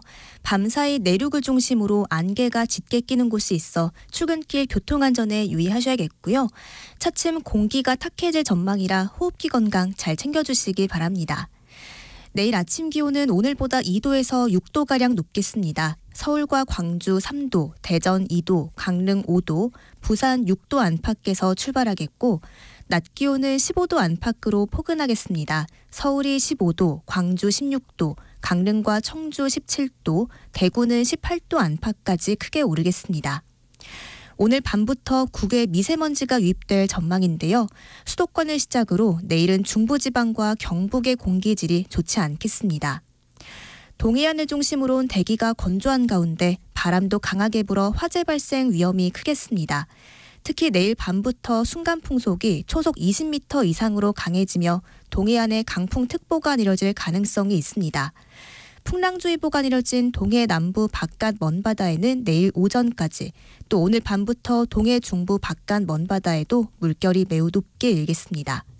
주말엔 충청 이남으로 비가 내릴 전망입니다. 지금 서울의 기온은 9.2도입니다. 박다우입니다.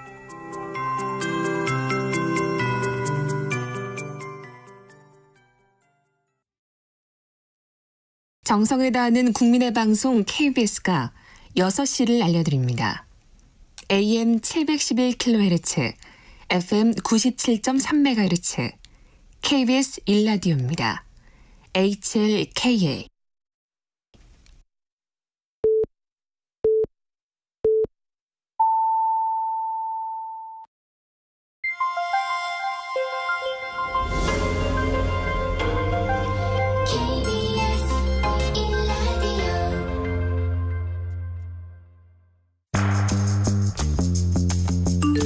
여러분은 지금 퇴근길 시사편지 한 장, KBS 1라디오 뉴스레터 K를 듣고 계십니다.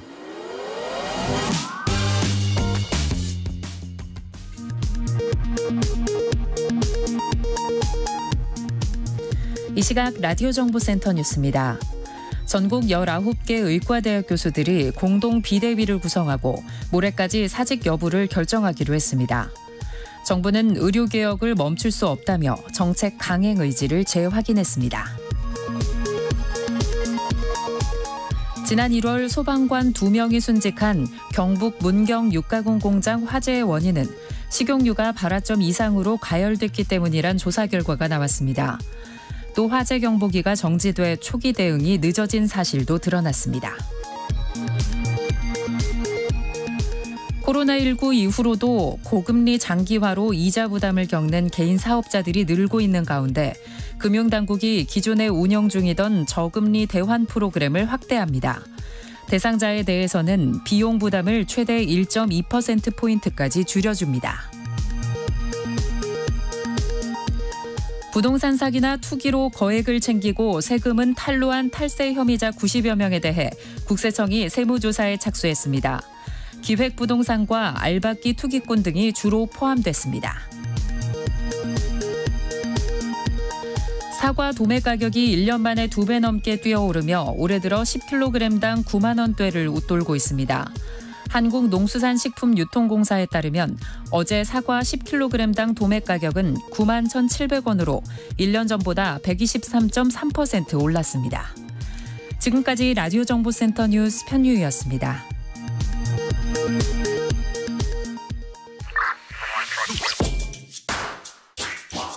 뉴스의 진수를 보여주는 인터뷰, 뉴진수.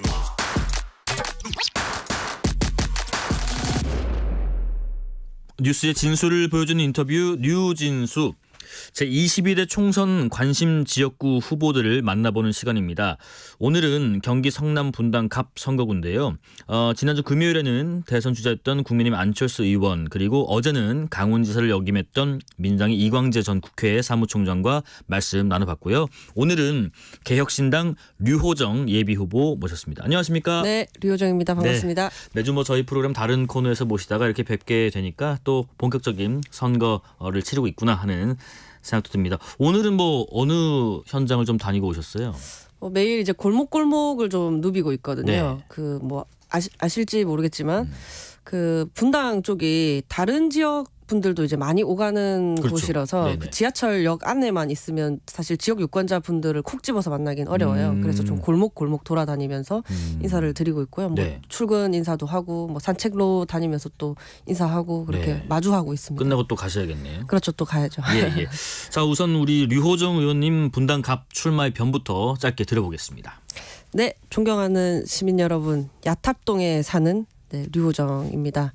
저는 1기 분당 신도시가 시작된 92년에 태어난 분당과 동갑인 후보입니다. 고향은 경남 창원이었지만 취업을 판교로 하면서 그 이후로 계속 이렇게 지내게 되었고요. 네. 제3지대 후보, 개혁신당 후보 류호정이 있다는 것 기억해 주시면 좋겠습니다. 예, 뭐 분당갑 지역구 선택은 당의 전략적인 판단도 있었겠지만 잠깐 언급하신 것처럼 네. 류 의원님과도 뭐 취업도 말씀하셨는데 인연이 있을 것 같은데 구체적으로 분당갑과 어떤 인연이 있는지 소개해 주실까요? 뭐 이제 방금 예. 말씀드렸다시피 경남 창원에서 태어났지만 이제 뭐 학업을 마치고 취업을 판교 테크노밸리 쪽으로 했습니다. 그래서 그 이후로 거의 뭐 10여 년 살아오면서 일도 배우고 이곳에서 정치도 시작하고 네. 뭐 성장한 곳이죠. 아마 이제 저 같은 케이스들이 많을 거라고 생각합니다. 뭐 지방에서 올라와서 수도권에서 자리 잡는 그 케이스에 저는 해당을 하는 거고요. 네네. 그리고 뭐 각 당에서 전략 공천이라는 이름으로 그 지역구와 전혀 인연이 없는데도 불구하고 공천을 하기도 하지만 네. 저는 그 지역구 국회의원이라는 것의 취지가 자신이 골목골목 잘 알고 사랑할 수 있는 도시에서 이렇게 출마를 하는 게 훨씬 더 맞다고 생각을 했습니다. 네, 네. 류 의원님 행보는 보면 지금 뭐 민노총 산하 노동조합 활동을 바탕으로 또 진보 정당을 거쳐서 비교적 또 보수적 가치를 표방한 당까지 폭이 굉장히 넓은 것 같은데 이게 어떻게 보면은 좀 정치적인 소신의 변화가 있는 건지 아니면은 일관된 기준이 있는 건지 좀 궁금하네요. 제 목소리를 낼 기회가 그렇게 많지는 않았었는데요. 네. 저는 일관성이라고 한다면 제3지대 정치를 좀 하자, 양당 정치를 좀 깨자입니다. 저는 정치를 너무 거창하거나 성스러운 것으로 포장하면 오히려 그 정치가 시민들로부터 멀어진다고 생각을 하거든요. 정치도 결국엔 이일인 거죠. 정치가 일이라면 결과물이 있어야 되고 책임을 지는 사람도 있어야 하는 겁니다. 그렇습니다. 그럼 그 일의 과정은 아마 협상, 타협일 거고요. 뭐 국회 같은 경우에는 결과물이라고 하면 입법 성과 같은 게 되겠죠. 네네. 지금 21대 국회를 직접 보고 경험하면서 느낀 바로는 그런 일이 없다. 사실 저부터도 반성을 해야 하는 부분이기는 합니다만 네네. 뭐 항상 사회적인 문제 논란이 터지잖아요. 그러면 입법 미비, 뭐 입법 공백이 지적을 이렇게 법의 허점, 허점 지적 받습니다. 네. 그럼 발의가 안 돼 있었느냐라고 한다면 아니에요. 계류 중이더라고요. 다 계류 중이고 그 이전 국회에도 심지어 발의가 됐었고 그럼 단지 일을 했다면 어떤 슬픈 일, 참혹한 일은 벌어지지 않았을 수도 있는 거잖아요. 이런 양극단의 진영 정치 속에서는 좋은 정책이 없어서가 아니라 그러니까 좋은 정치가 없는 상황에서는 어떤 것도 시민의 삶을 바꿔낼 수 없다. 그런 생각을 좀 갖게 됐고 그 해결 방식이 양당 안에서는 이제 양당을 고쳐서는 할 수가 없다. 양당 밖에서 제3지대가 하나 건강하게 지속할 수 있도록 있어야 한다는 생각을 많이 갖게 됐습니다. 관련 질문이 들어오네요. 2358님께서요. 류 후보님 이준석 대표와 케미가 맞나요? 성향이 다른데 어떻게 함께 정치를 할 수 있을지 궁금하네요 하십니다. 이제 오늘 어떤 후원자님께서 제가 후원회를 개설을 했는데 이준석 대표에게 지지 마세요. 뭐 이런 말씀을 하시더라고요. 예, 같은 당이신데요. 네.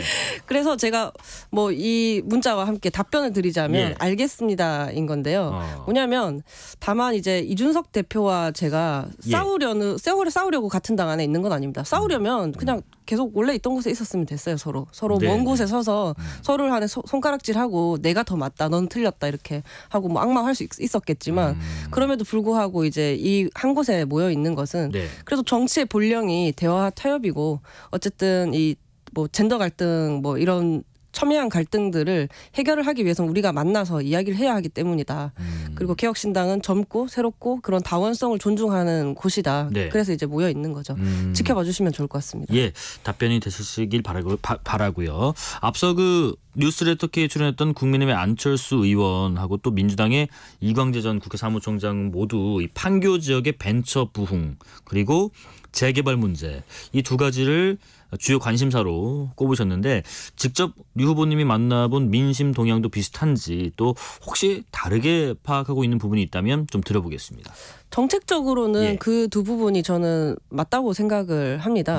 그런데 이제 조금 의문인 거는 그 이제 이런 정책들을 이야기하시는데 시민들께서는 또 한편으로 이분들이 근데 이런 지역 현안을 책임지고 끝까지 다뤄줄 그러니까 분당의 국회의원인가 하는데도 의심을 좀 갖고 계세요. 왜냐하면 이 안철수, 이광재 두 후보님들은 대표적인 어떤 잠룡이시잖아요. 그러면 이제 분당을 딛고 뭐 대선 후보로 발판을 삼으려는 거 아니냐, 결국 떠나려는 거 아니냐라는 의심을 하시는 거거든요. 왜냐하면 이제 지금 분당은 이미 대선 주자를 배출한 경험이 있잖아요. 그리고 이제 그 이렇게 배출을 했는데 사실은 조금 아픈 경험만을 또 겪게 된 거죠.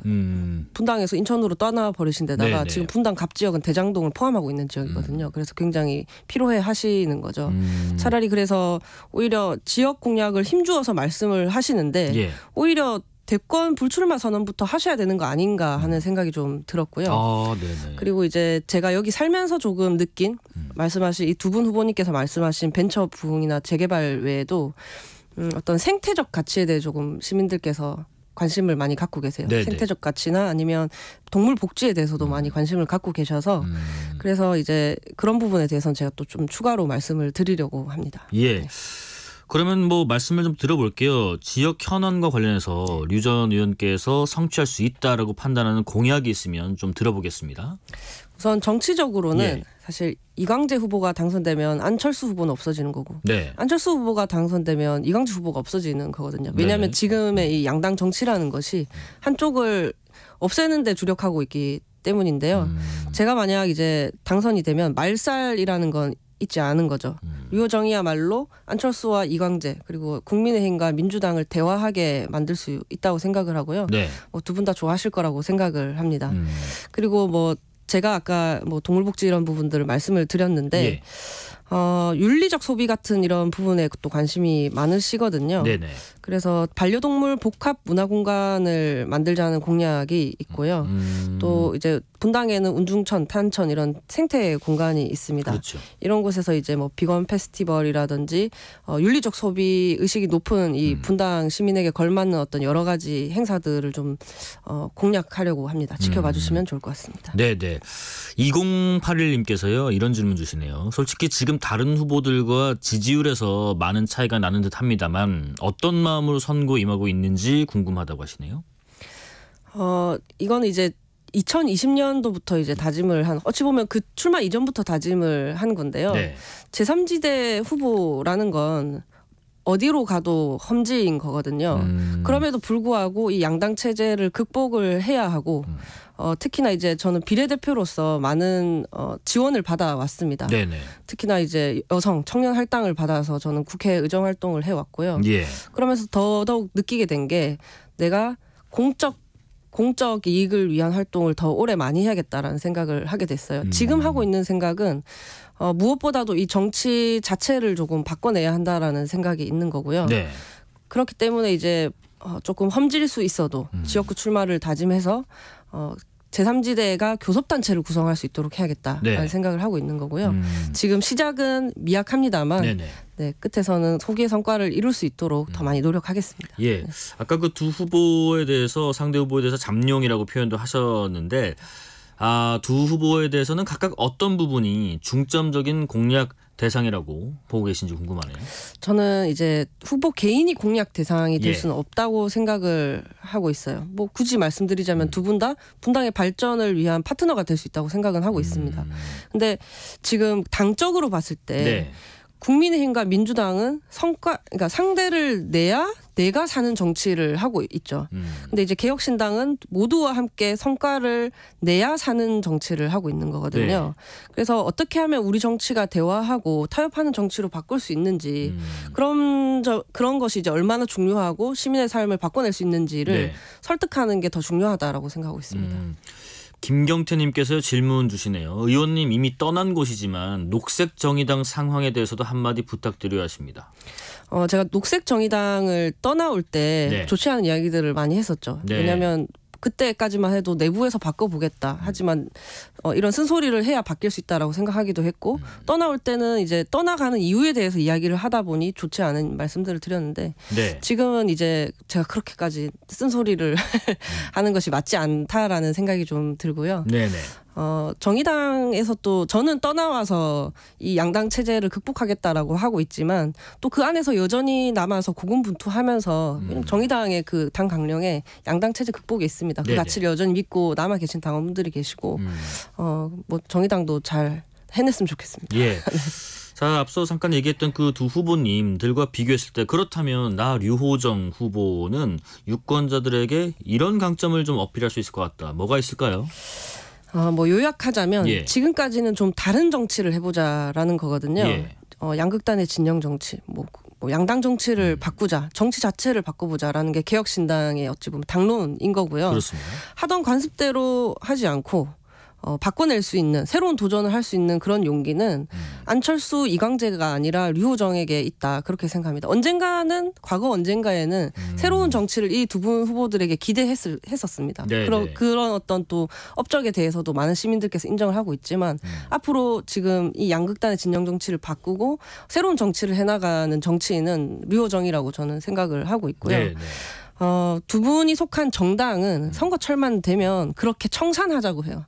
척결하자라고 하고요. 예. 이번에는 뭐 검찰 독재를 청산하자, 뭐 운동권 뭐 척결하자, 뭐 이렇게 하는데 네네. 이런 이 청산의 언어가 지금 이 24년을 살아가는 선진국 대한민국 민주주의를 이뤄낸 대한민국의 시민들에게 필요한 언어는 저는 아니라고 생각합니다. 이 다원화된 사회에서 아주 많은 문제를 풀어내려면 상대방을 악마화하고 적의로 대하기보다는 선의를 갖고 대화 타협을 통해서 그래도 하나의 공통점이라도 찾아보려고 하는 그런 정치 세력이 저는 필요하다고 생각합니다. 네네. 입은 다물고 지갑은 열겠다. 누구신지 아시겠죠? 진중권 교수께서 지금 류 의원님 후원 회장을 맡기로 하셨습니다. 뭐 두 분이 과거에 어떤 자리에서 류진스라고 저희 네. 코너랑 비슷한 이름으로 활동하신 것도 네. 알고 있는데 어떤 인연인지 궁금하네요. 말씀하신 대로 이제 제 유튜브 채널에서 류진스를 함께 진행했던 인연이 있고요. 네. 거기서 이제 제3지대 정치에 대한 이야기를 많이 나눴습니다. 그리고 오랫동안 제 활동을 지지를 해주셔서 후원 회장을 부탁드렸는데 네. 흔쾌히 이제 받아들여 주셨고요. 저와 이제 이준석 대표가 한 당에서 만났을 때처럼 또 많은 분들이 혼란스러워 하시는데요. 그러게요. 진중권 교수님과 이준석 대표의 차이 네. 그리고 이준석 대표와 저의 차이가 오히려 개혁신당의 강점이라고 저는 생각합니다. 민주주의라는 게 원래 이제 합리적으로 의견이 불일치하는 그런 상태인 건데 네. 사실 지금 윤핵관이라거나 뭐 수박인이 하는 것들은 이런 불일치한 상태를 도저히 견디지를 못해서 상대방을 이렇게 매도하고 뭐 없애버리려고 하고 하는 거잖아요. 네네. 근데 그런 점에서 이제 이준석과 류호정이 대화할 수 있는 정당이다라는 것 자체가 좀 강점이라고 생각하고요. 네. 다시 돌아와서 이제 후원 회장을 해주십사 요청을 드렸더니 뭐 지갑만 열면 되는 거냐 그런 말씀을 하셔서 그렇습니다 하긴 했지만 네. 뭐 정책적으로나 철학적으로나 많은 도움 주실 거라고 생각합니다. 뭔가 좀 당부도 하셨을 것 같아요. 그 어떤 인터뷰 보니까 다 마음에 들고 다 동의하는 건 아니다라는 말씀도 네. 하셨던 것 같은데요. 후보님에 대해서 무슨 말씀을 또 하시던가요? 진중권 교수께서. 그래 또 이런 말씀도 있으셨잖아요. 네. 입은 닫고 지갑은 열겠다. 네. 네. 저에게 아주 많은 말씀을 해주시지는 않았고요. 네. 그간의 이제 정치 행보를 통해서 저를 응원을 해주시고 계시고 네. 지난 이제 1년 넘는 기간 동안 제가 이야기해온 건 대화와 타협 그리고 절제와 공존의 정치이기 때문에 네. 그 마음 이제 흔들리지 않기를 바라시고 계신 것 같습니다. 예. 네. 총선 판세 관련된 질문 좀 드려볼게요. 각 당 공천이 지금 마무리 단계 접어들었고 이제 또 본격적인 선거 운동을 앞두는 상황인데 근데 이제 거대 양당이 맞서서 이른바 제3지대를 표방했던 세력이 총선에 끼치는 어떤 파급력이 생각보다 예상에 못 미치네 하는 의견도 일부 있는 것 같은데 개혁신당으로서는 좀 답답한 상황일 것 같아요. 현재 판세는 어떻게 평가하고 계세요? 아직 이제 투표까지는 뭐 4주는 남은 거잖아요. 그리고 그 한 달이라는 시간은 판세를 몇 번이고도 바꿀 수 있는 시간이라고 생각합니다. 한 달 전 생각하면 아주 상황이 또 달랐었거든요. 그래서 이제 양당 공천이 마무리가 됐고 사실 양당 공천 이제 이슈가 크다 보니까 네. 개혁신당의 목소리가 이제 더 널리 퍼지는 데는 조금 어려움이 있었다라고 생각을 하는데 그래서 이제 본 게임은 이제부터 시작이다라는 생각을 좀 하고 있고요. 네네. 뭐 민주당이나 국민의힘 모두 뭐랄까요, 뭐 방탄 공천이라거나 혁신이 없는 공천이라거나 이런 많은 이야기들을 듣고 있지 않습니까? 네네.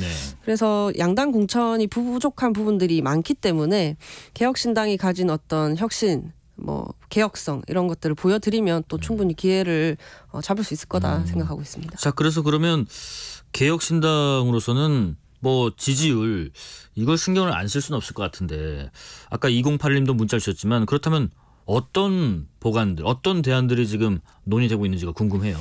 우선 이제 중앙당에서 정책이나 예. 비례대표 공천 네. 측면에서 조금 양당과 다른 강점을 좀 보여주기 위해서 준비를 하고 있는 것으로 알고 있고요. 그건 차차 확인해 주시면 좋을 것 같고요. 네. 개인적으로는 저희 강점이 네. 다양성 그리고 다원성에 있는 만큼 그걸 좀 잘 부각시키는 캠페인을 하면 좋겠다라고 생각을 하고 있습니다. 지금은 이제 개혁신당이 이준석 대표만으로 이렇게 상징되고 있고 대표되고 있는데 예. 뭐 저희 이제 당의 면면을 보면 뭐 저를 포함해서 양영자 의원님, 뭐 조홍천 의원님, 금태섭 최고위원님 등등 이제 다양한 이력을 갖고 계신 분들이 있잖아요. 물론 예. 그분들이 각자 이렇게 활동을 열심히 하고 계십니다만 그들이 이제 조화롭게 이렇게 표현될 수 있도록 조금 함께하는 모습이 좀 많이 표현이 되어야 될 것 같고요. 네. 그리고 지금 콜라보를 요약하자면 이제 콜라보를 시작해야 된다라는 거죠. 지금 좀 쉽게 얘기하면 네. 뭐 래퍼, 발라드 가수 그리고 뭐 클래식 연주자 이렇게 다 함께 있는 셈인데 네네. 래퍼만 이야기를 하면 뭐 왜 괜히 모여 있냐 이렇게 할 거 아니에요. 네. 그랬을 때 그 특성들을 잘 할 수 있는 좀 과감한 혁신 이런 것들이 가능해야 파격이 가능해야 개혁신당의 파괴력도 커질 수 있다라고 생각합니다. 그런 다른 뭐 색깔의 뭐 소리들이 불협화음이 아니라 하모니가 되기를 좀 기대해 보고요. 근데 지금 조국 혁신당의 분위기는 사뭇 다른 것 같아요. 지금 상황은 어떻게 보면 양당 구도의 어떤 파열음일지 아니면 민주당의 외연 확장일지 궁금합니다. 조국 혁신당이 좀 약진하고 있는 모양새거든요. 아무래도 이제 예. 조국 혁신당이 민주당의 공천에 대한 실망 예. 그리고 이제 그 조국 혁신당이 말하고 있는 윤석열 정권에 대한 심판 뭐 네. 이런 것들이 이렇게 종합적으로 작용을 해서 또 제3지대의 민심 일부까지도 흡수하고 있는 상황인 것 같은데요. 네네. 그런데 이제 누가 뭐라 해도 조국 혁신당은 민주당 계열이죠. 민주당 2라고 뭐 이야기해도 과언이 아닐 것 같은데 그렇기 때문에 제3지대라고 저는 포함시키기에는 무리가 있다고 봅니다. 아, 그래요? 양당 어디에도 빚지지 않은 기대고 있지 않은 곳이라야 저는 그렇게 말할 수 있다고 생각을 하거든요. 네. 민주당 지지층으로 당선되는 정당은 민주당 계열이라고 봐야겠죠. 그렇기 때문에 외연 확장이겠네요. 네. 예. 그래서 뭐 총선 이후 뭐 민주당과의 합당이 거의 뭐 예정되어 있다라고 저는 생각을 하는데요. 저희가 이제 개혁신당이 좀 더 노력을 해야 될 부분이 있다라고 생각을 하고요. 뭐 현재 상황은 민주당의 외연 확장 정도인 것 같습니다. 그러면 개혁신당이 좀 그리고 있는 대한민국 정치 지형의 어떤 바람직한 모습이랄까요? 이런 것들은 어떤 것이고 어떻게 현실화가 돼야 한다고 생각하세요? 저는 이제 개혁신당과 제3지대가 해결해야 할 문제가 예. 김건희 여사 특검이라거나 뭐 운동권 청산이라거나 네. 검찰 독재 타파라거나 이런 부분이 아니라고 생각을 합니다. 네. 세상에는 물론 그런 문제도 해결을 뭐 해야 할 수 있겠지만 또 시민들께서 중요하게 생각하시는 부분들이 있잖아요. 기후 위기, 인구 위기, 고령화, 저출산 문제 이런 우리 공동체의 미래를 이렇게 위협하는 문제들이 존재하고 있지 않습니까? 네네. 그 문제들에 대해서 좀 더 적극적으로 이야기할 수 있어야 되고 재차 계속해서 말씀드리고 있지만 대화 타협하는 그런 자세, 갈등을 해결하려고 하는 자세, 갈등을 네. 조장하는 게 아니라 갈등을 조정할 수 있는 집단으로서의 능력, 면모를 저는 보여줄 수 있어야 된다 그렇게 보고 있습니다. 네, 어쨌든 총선 성적표는 그래도 결국 의석수로 판가름이 날 텐데 개혁신당은 한때 그 원내 교섭단체 구성을 목표로 삼으셨는데 지금도 여전히 20석 가능하다 보시는지 궁금합니다. 저는 물론 가능하다라고 예. 생각합니다. 선거가 얼마 안 남은 것 같지만 뭐 30일이라는 시간은 충분히 판도를 바꿀 수 있는 시간이고요. 네. 그리고 20석이 되어야만 하고 되게 만들어야 한다라고도 생각을 합니다. 왜냐하면 저는 21대 국회 비교섭단체에 있으면서 예. 사실 법안 발의를 하려면 10석이 필요하죠. 그렇죠. 네, 각종 어떤 법안 논의를 하려면 교섭단체 즉 20석이 있어야 하잖아요. 네네. 그에 못 미치는 의석을 갖고 있었고 그랬을 때 우리가 시민들께 약속했던 그 정책을 실현하는데 얼마나 큰 어려움이 있는지를 경험을 했습니다. 네네. 그런 사이에 양당은 싸우기만 했고요. 그렇기 때문에 저희가 이제 시민들께 말씀드리고 있는 내 삶에 도움이 되는 정책 그리고 네. 정치의 복원 이걸 실제로 약속을 지켜내려면 20석을 만들어내야만 한다고 생각합니다. 네네. 지금 그 분당갑을 이렇게 유세 다니시면은 주민분들은 류 의원님한테 어떤 말씀들을 제일 많이 하세요? 아무래도 이제 예. 새로운 정치, 젊은 정치를 당부를 많이 하시고요. 뭐 지지율이 그렇게 높지 않은 상황이기 때문에 좀 더 힘을 써봐라 이렇게 말씀을 하시거든요. 사실 그래서 이제 지금 제가 중앙 정치에는 조금 거리를 두고 있었는데 왜냐하면 그동안 이제 당내 통합과 안정을 위해서 조금 목소리를 아끼고 있었는데요. 이제부터는 좀 목소리를 내려고 합니다. 저도 이제 류호정도 공중전을 시작을 할 거고요. 기대를 많이 해주시면 좋겠습니다. 공중전 시작이 오늘 여기세요? 그렇습니다. KBS에서 하게 해주셔서 감사합니다. 자, 그리고 마지막으로요. 22대 총선에서 당선되시면 어떤 의정활동 하고 싶으신지, 그리고 더 나아가서는 총선 이후에 정치인 류호정의 장기적 행보는 어떤 고민을 갖고 있는지 한번 들어보겠습니다.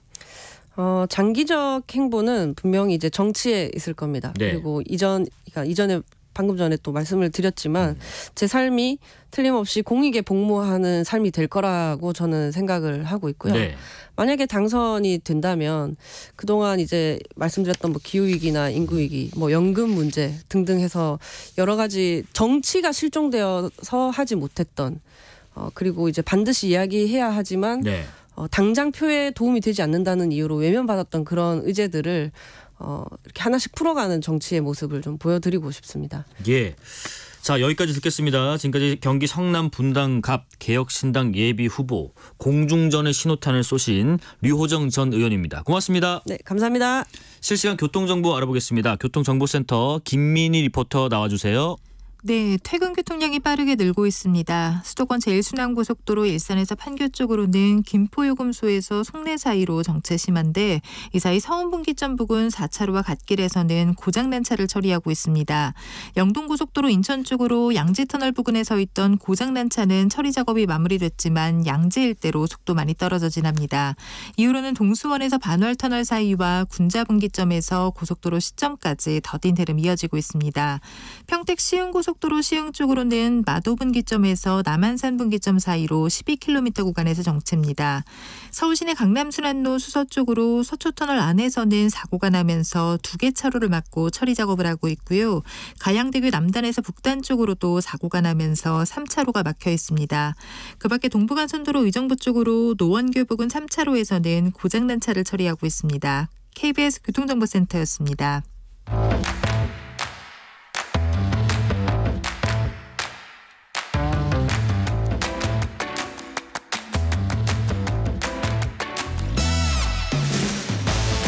파고 또 파고 골라서 엄선한 뉴스만 전해드립니다. 파파뉴 코너, 오늘은 김혜림 북저널리즘 에디터와 함께합니다. 안녕하십니까? 안녕하세요. 세계를 해설하는 뉴미디어 김혜림입니다. 네. 오늘 왜 이렇게? 오늘 좀 떨리네요. 자, 네. 파이팅 하십시오. 자, 첫 번째 소식입니다.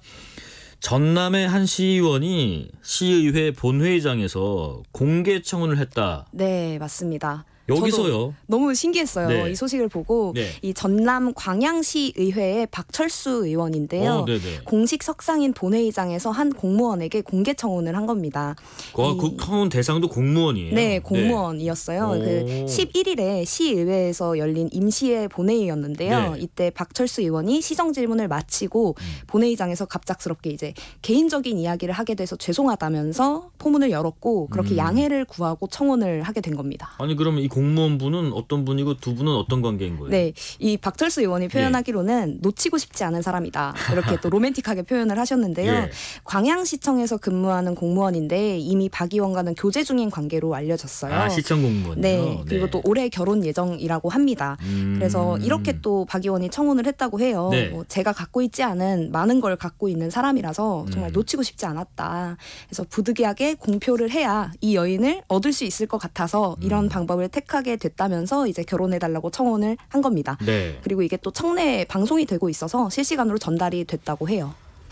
이게 사실 뭐 두 분은 로맨틱할 수 있겠지만 여성분들이 되게 사람들 많은 공개적인 자리에서 공개 구원 청원 받는 게 부담스러울 수도 있거든요. 맞아요. 받아줬나요? 네, 받아줬다고 합니다. 네, 청원 이후에 꽃다발을 들고 해당 공무원의 사무실로 찾아가서 청원을 다시 한번 했고 이제 결혼 승낙을 받았다고 해요. 뭐 물론 두 분의 이런 뭐 로맨스 그리고 앞으로의 뭐 결혼 이런 것들 굉장히 축하할 일이긴 한데 이게 사실 공직을 수행하고 있는 또 목적 자체가 그러한 곳에서 또 공개석상에서 본회의장에서 또 시의원으로서 일부 비판도 있을 것 같아요. 이게 좀 부적절한 거 아니냐라는 시각도 있을 것 같고요. 맞습니다. 관련한 지적들도 많이 나왔는데요. 네. 박 의원도 이에 대해서 좀 해명을 내놨어요. 네네. 그 시의회에서 시의원 신분으로 본회의장에서 사적인 발언을 하는 게 네. 당연히 해서는 안 될 일인 걸 알지만 놓치고 싶지 않아서 하게 됐다라는 말을 이제 재차했고 또 머리에서는 안 된다고 하는데 조절이 되지 않았다면서 이제 무리를 일으켜서 죄송하다고 덧붙이기도 했습니다. 아, 이게 참 어떻게 해석할지 모르겠는데 이게 공적 지위를 좀 사적으로 쓴 거 아니냐 이렇게 맞죠. 비판할 수도 있어요. 맞아요. 뭐 일각에서는 예. 그런 의견도 있거든요. 네. 뭐 이게 나쁜 의도도 아니고 결혼 안 하는 시대에 결혼하겠다고 하면 축하해 줄 일 아니냐. 아니면 뭐 미국에서는 휘파람을 불고 아마 축하해 줬을 거다. 뭐 이런 반응들도 있는데 물론 이제 그보다는 비판하는 쪽에 이제 시선이 더 크고 네. 시의회는 뭐 프로포즈하는 자리가 아니다. 그리고 의회의 역할과 의무를 평소에 어떻게 생각하는 거냐라는 비판들이 좀 줄을 이었습니다. 네, 하여튼 뭐 축하할 일이지만 분명히 좀 비판하는 목소리도 되새겨 봐야 할 부분도 있겠습니다. 네, 맞아요. 뭐 정치가 꼭 진중하거나 무거울 필요는 없지만 네. 좀 그 의무는 확실히 해야 하는 거잖아요. 그런 점에서 좀 박 의원이 이번 비판을 받아들여서 좀 시민들에게 더 나은 정치로 화답하면 좋겠습니다. 예. 네. 다음 소식도 결혼 이야기네요. 정부가 결혼 서비스 시장에 대한 실태 조사에 나선다. 아, 이게 무슨 얘기인가요? 네, 주변에 결혼하는 사람들 보면 예. 돈이 뭐 한두 푼 깨지는 게 아니잖아요. 그렇죠. 네. 들어가죠. 네, 그렇죠. 깨진다기보다는. 아, 맞죠. 돈이 많이 네, 들어가잖아요. 네. 네. 이게 또 선택해야 될 것도 되게 많고 네. 또 선택해야 될 거 하나하나에 열린 이제 선택지도 너무 많고요. 네. 그래서 스드메라고 표현을 스드메, 하는데 네네. 네. 뭐 스튜디오 드레스 메이크업인가요? 네, 맞습니다. 이게 또 업체마다 가격이 너무 천차만별인 거예요. 그래서 정부가 각종 비용도 정확하게 파악하고 피해 사례도 함께 점검을 하겠다고 발표를 한 겁니다. 하기는 지금 말씀하신 것처럼 이게 뭐 적게는 물론 뭐 소규모로 수백만 원 드시는 분도 있겠지만 네. 보통은 업체 찾아가고 이렇게 쓰듬하면은 뭐 몇천 이렇게 그쵸. 들어가는 게 결혼식이고 한데 네. 사실 정보들이 많이 숨겨져 있는 것도 있어요. 예를 들면 뭐 저도 지인들 보니까 스드메인데 이거를 뭐 드메만 했을 때 드레스는 얼마고 메이크업 얼마다 이렇게 딱 떨어지는 게 아니라 맞아요. 뭐 그냥 같이 하면 뭉뚱그려서 어떻게 되고. 얼마다 뭐 이렇게 네. 보니까 정보가 좀 많이 숨어 있는 것 같은데 결혼에도 준비 절차가 많거든요. 구체적으로 실태 조사는 뭘 하는 건가요? 일단 예. 그 웨딩 플래너나 뭐 드레스 임대, 사진 촬영, 예식장 대여와 같은 네. 결혼 서비스 전반의 산업 현황을 좀 파악을 하고요. 사람들이 실제로 쓰는 비용이나 뭐 피해 사례 같은 것도 정기적으로 실태 조사를 하겠다고 밝혔어요. 아, 네네.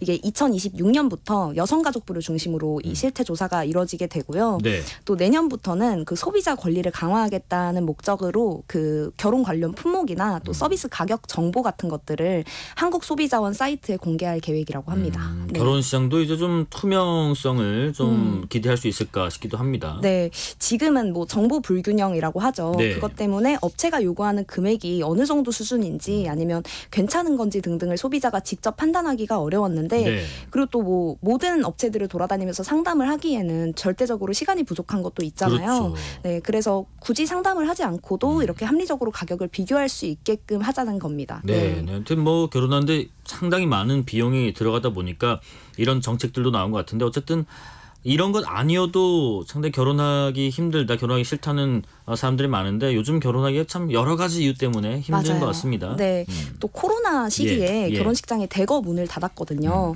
그래서 지금 일단 결혼식장을 구하고 예약하는 것 자체도 굉장히 힘든 상황이라고 해요. 네. 뭐 1년 정도 전에 예약을 걸어둬야 겨우 할 수 있는 그런 상황이라고 하는데 정부가 또 이쪽에 대해서도 대책을 함께 내놨습니다. 오, 대책이요? 네. 여기 뭐 정부가 개입해서 뭐 순서를 뭐 땡길 수 있는 것도 아닐 테고 네. 아니면 뭐 예식장을 만들어주는 건가요? 어떻게 되는 건가요? 뭐 비슷한데요. 네. 지금 현재 예식장 용도로 120여 개 정도의 공공시설을 개방을 하고 있어요. 네네. 그런데 여기에 박물관과 미술관을 추가를 하겠다는 겁니다. 아, 박물관, 미술관도 네. 여기서 결혼할 수 있게요? 네, 오. 그래서 대표적으로 이제 서울 용산에 있는 국립중앙박물관도 네. 열리고요. 그리고 서초의 국립중앙도서관, 또 오. 종로의 국립민속박물관, 또 과천에 있는 국립현대미술관 등등을 공공예식장으로 개방하기로 했습니다. 아, 지금 보면은 용산의 국립중앙박물관, 서초의 국립중앙도서관, 종로의 국립민속박물관, 네. 과천 현대미술관 여기 가보시면 아시겠지만은 굉장히 경치도 좋고 그쵸. 잘 돼 있어요. 그쵸, 근데 여기서도 웅장하죠. 결혼식을 올릴 수 있게 되네요. 네, 그 기획재정부의 관계자도 일반 예식장과는 조금 다른 무드의 이제 공공기관 위주로 선정을 했고, 그렇죠. 또 청년들이 맞춤형으로 실제로 꾸미고 또 자신들이 원하는 대로 할 수 있는 그런 곳 위주로 선정했다고 밝혔습니다. 네, 하여튼 여러 가지 결혼 시장이 좀 투명해지고 또 정부의 어떤 지원도 힘입어서 네. 이런 청년들의 어떤 부담도 좀 덜어지면 좋겠습니다. 자, 다음 소식은 제주도청에 입사한 신입 아나운서 관련 소식이네요. 네, 이게 또 그냥 아나운서, 뭐 평범한 아나운서가 아니라 네. 좀 특별한 아나운서라서 준비를 해봤는데요. 그 제주도 대변인실에 입사한 신입 아나운서입니다. 네. 그런데 이 아나운서가 사람이 아닙니다. 사람이 아닌데 아나운서가 된다고요? 네. 아나운서인데 또 여기 입사를 했고요. 네, 바로 가상인간이라서. 가상인간이요? 네. 가상인간 아나운서가 제주도청에 입사를 했어요. 네, 그래서 굉장히 화제인데요. 네. 이름이 제이나예요. 제이나. 네, 그게 이제 제주 뉴스 AI에서 앞글자인 JNA를 따서 만든 이름이라고 하거든요. 그래서 뭐 제주도의 정책과 소식을 알리는 영상 뉴스가 있는데 위클리 제주라고 합니다. 네네. 이 위클리 제주에서 제이나가 활약을 하고 있고, 또 근데 이게 뭐 요즘에 핫한 인공지능으로 학습해서 직접 말하는 그런 형태는 아니고 뭐 정해진 문구를 읽는 정도의 그 정도의 이제 가상 인간이라고 보시면 될 것 같습니다. 이거는 뭐 제주도가 자체 제작한 건가요? 제이나? 이게 제주도가 직접 만든 건 아니고 예. 그 가상 인간을 서비스하는 업체들이 또 굉장히 많거든요. 그 기업 중 하나가 갖고 있는 샘플을 사용한 거예요. 네네네. 그래서 제주도가 그 기업에 매달 60만 원 정도의 사용료를 지불을 하게 되는데 그 일종의 어떤 제이나의 월급 같은 거라고 볼 수 있겠죠. 네. 근데 뭐 사람 한 명 뽑으면 되는 거 아닌가 싶기도 한데 어쩌다가 이렇게 가상인간 아나운서가 입사하게 되는 도입이 또 됐는지도 궁금해요. 네, 이게 일단 비용을 절감하겠다는 측면이 컸는데요. 실제 아나운서의 경우에는 비용도 일단 많이 들고 또 시간과 장소의 제약 같은 것들이 있잖아요. 네네. 그런 것에서 가상인간은 비교적 자유롭고 또 간단한 이제 단신 소식을 위주로 전하기 때문에 네. 꼭 사람을 쓰지 않아도 되는 분야였다라는 점도 좀 큰 몫을 했던 것 같습니다. 그리고 도에서는 지금 현재 추진하고 있는 게 공직자의 챗 GPT나 AI 활용 능력을 길러서 행정을 좀 효율화하겠다는 장기적인 목표도 가지고 있거든요. 그래서 그런 계획이랑도 잘 어우러지는 행보였던 것 같습니다. 좀 최근에 뭐 가상인간 또 뭐 버추어 휴먼 뭐 AI 인간 이렇게 많이 나와서 사람들을 좀 대체하고 있는데 이 자리는 절대 못 뺏길 거고요. 저는 꼭 지킬 겁니다. 근데 이게 실제로도 가상인간이 사람을 대체해서 많이 역할을 하고 있나 궁금해요. 네. 그 로지라고 혹시 로지요? 네, 아시는 청취자분들도 계실 것 같은데. 네, 저는 처음 들어보네요. 네, 버추얼 인플루언서예요. 버추얼 인플루언서. 네, 역시 그 제이나처럼 가상인간인데 정말 셀럽이거든요. 네. 그 인스타그램 팔로워가 16만 명을 넘어갈 정도로 네, 굉장히 인기가 많고. 가상인간인데 팔로워가 16만 명이 넘어요. 그리고 또 피드를 보면 그 최근에 유행하는 뭐 챌린지 춤을 춘다거나 아니면 본인이 활동하는 광고 영상이나 화보 같은 것들도 함께 올리거든요. 그래서 실제로 굉장히 활발하게 활동을 하고 있는 걸 볼 수 있고 또 그런 점에서 좀 일정 부분 모델이나 연예인이 하던 일들을 로지라는 가상인간이 대체했다 이렇게 볼 수도 있겠죠. 네. 제가 아는 가상인간은 그 시대 아니실 것 같은데 아담이라는 예전에 사이버 가수. 아세요? 있었는데 하여튼 뭐 지금 기술이 점점 발전해지고 이제는 뭐 제이나가 앞서 소개한 정해진 문구를 읽는 수준이라고 해도 나중에는 뭐 실제로 AI 기사를 쓰거나 아니면 즉석에서 듣고 인공지능 반응으로 어떤 답변을 하거나 애드리브를 한다든지 뭐 이런 시나리오도 가능해지겠네요. 네, 그렇죠. 실제로 지금은 몇몇 언론사에서는 간단한 날씨 소식이나 주가 소식 같은 것들은 인공지능이 직접 기사를 쓰는 경우도 많고요. 또 미국 뉴욕타임스 같은 경우에는 작년 12월에 인공지능 이니셔티브의 편집 이사를 직접 고용하기도 했어요. 그래서 뉴스룸에서 실제로 인공지능을 어떻게 활용하고 또 신뢰성이나 윤리성을 어떻게 보장할 것이냐 등등을 함께 점검하기로 한 겁니다. 그렇죠. 특히나 다른 분야도 물론 윤리적인 게 되게 중요하겠지만 기사 같은 경우는 이게 실제 하는 취재 현장에서 보고 듣고 느낀 것들을 담아내는 게 팩트의 정확성, 이게 신뢰도가 중요하기 때문에 이런 부분들을 어떻게 보장할 것인가 합니다. 박미영님. 아담 하면서 흐흐흐 웃으는데 왜요 아담, 우리가 한때 환호했었던 그 아담 얘기 잠깐 해봤고요. 하여튼 이제는 정말 그 인공지능 AI가 사무직 또 화이트 칼라를 본격적으로 대체를 해 나가고 있는 것 같은데 이게 또 기업들의 반응 또 사회적인 합의도 분명히 중요한 부분인 것 같아요. 네, 맞아요. 이런 좀 인간을 대체한다라고 바라볼 수도 있는 흐름이지만 네. 단순히 뭐 인간과 인공지능이 대립하고 있다라고 보기보다는 좀 서로 상호 보완적인 관계로 나아갈 수 있다라고 보는 게 훨씬 중요할 것 같아요. 네. 실제로 그 제이나도 보면 인간이 어쩔 수 없이 갖게 되는 한계들, 뭐 이를테면 시간과 공간적 제약 이런 것들을 함께 극복하면서 또 함께 도움을 주고받는 사이로 발전해 나가고 있잖아요. 그렇죠. 그러니까 인공지능을 적으로만 바라보는 게 아니라 인공지능이 아닌 인간만이 할 수 있는 지점들은 또 무엇인지를 함께 사회적으로 파악하고 그걸 발전시켜 나가는 식의 움직임이 필요하지 않을까 싶습니다. 네, 김송자님. 제 두 아이가 결혼을 앞두고 있는데 너무 좋은 정보를 왔습니다. 아까 결혼 서비스 시장에 대한 실태조사 앞으로 잘 파악해서 지켜보시고요. 그다음에 결혼식장으로 이용될 수 있는 곳도 한번 고려해 보시는 것도 좋을 것 같습니다. 자, 여기까지 말씀 듣겠습니다. 지금까지 김혜림 북저널리즘 에디터였습니다. 고맙습니다. 감사합니다.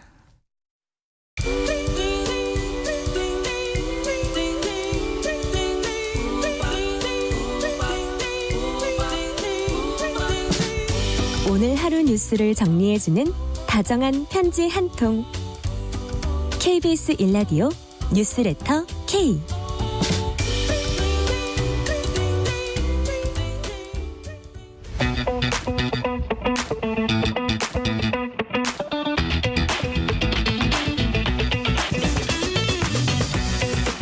알면 독이 아니라 득이 되는 법 이야기 쉽게 해설해 드립니다. 법이 든 성배. 법 지식 꽉 채워서 우리에게 전달해 주실 분이죠. 강력팀 형사 출신의 박성배 변호사와 함께합니다. 안녕하십니까? 안녕하십니까? 법이 가득 든 박성배 변호사입니다. 이제 또 어떤 추임새도 개발해 오셨네요. 이 너스레 어색합니다. 이런 거 잘 못합니다, 사실은. 네, 제가 시키지 않았습니다. 본인이 하셨는데 다음 주에 좀 더 재밌게 맛깔나게 살려보죠. 자, 우선 첫 번째 내용은요.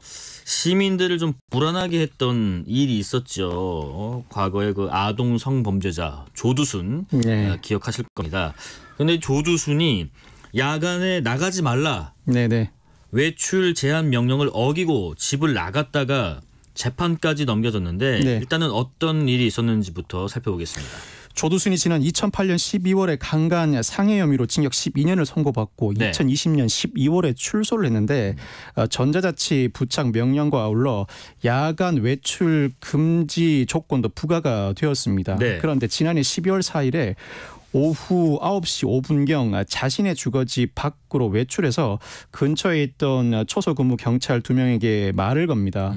아내와 싸워서 힘들다는 취지의 심경 토로를 했는데 경찰이 들어가라고 해도 들어가지 않았고 결국 이 보호관찰관이 현장에 출동해 집으로 돌려보내자 그제야 집으로 돌아갔습니다. 외출 제한 금지 명령을 어긴 시간은 40분 정도입니다. 일단 뭐 나온 이유가 아내와 뭐 다퉈서 힘들었다. 그런 토로를 했군요. 검찰은 구형을 징역 1년 구형을 했네요. 그렇습니다. 최근 이 사건 재판이 열렸는데 한 번 재판으로 종결됐습니다. 선고만 남겨둔 상황인데 사실관계 자체에 대해서는 다툼의 여지가 전혀 없습니다. 문제는 형이 어느 정도 나올지이죠.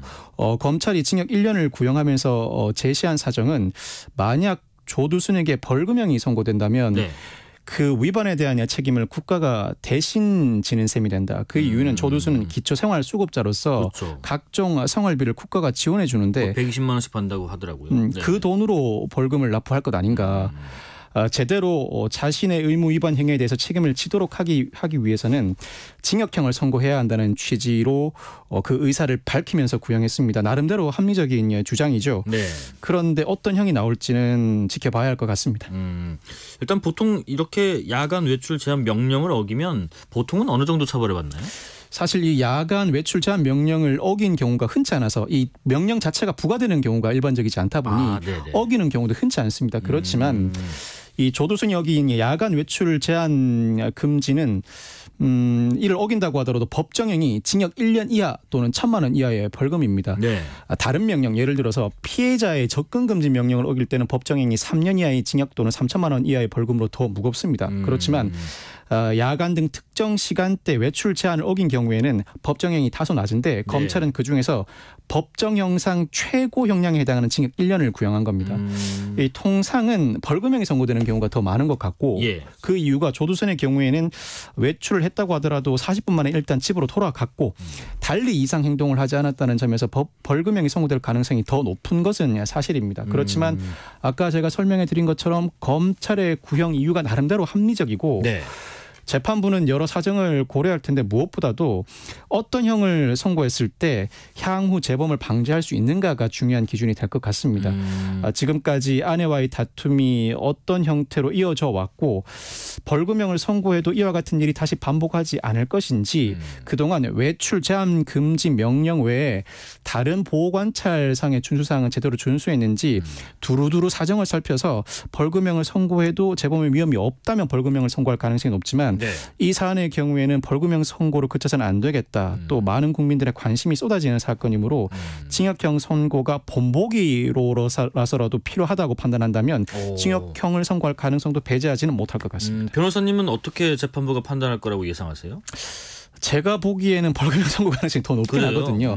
그렇지만 조두순의 그동안 법정에서의 태도보다는 수사기관에서의 태도가 불량했다고 알려지고 있습니다. 검찰 주장에 따르면 판사 잘 만나면 벌금 150만 원, 판사 못 만나면 벌금 300만 원, 대수롭지 않게 여기는 태도를 보였다고 하는데 이 주장이 사실이고 또 보호관찰소의 그동안의 양형 자료 수집 내용에 비춰볼 때 벌금형 선고에 그쳐서는 안 되겠다는 판단에 이른다면 즉 언론에 보도되지 않은 다른 여러 양형 사유가 존재한다면 징역형 선고 가능성도 배제하지 못할 것 같습니다. 아니 뭘 따져보고 말고 또 물론 중요한 부분이겠지만은 왜 이 조두순을 나오지 말라고 했는지 이렇게 이거를 좀 생각해봤으면 좋겠습니다.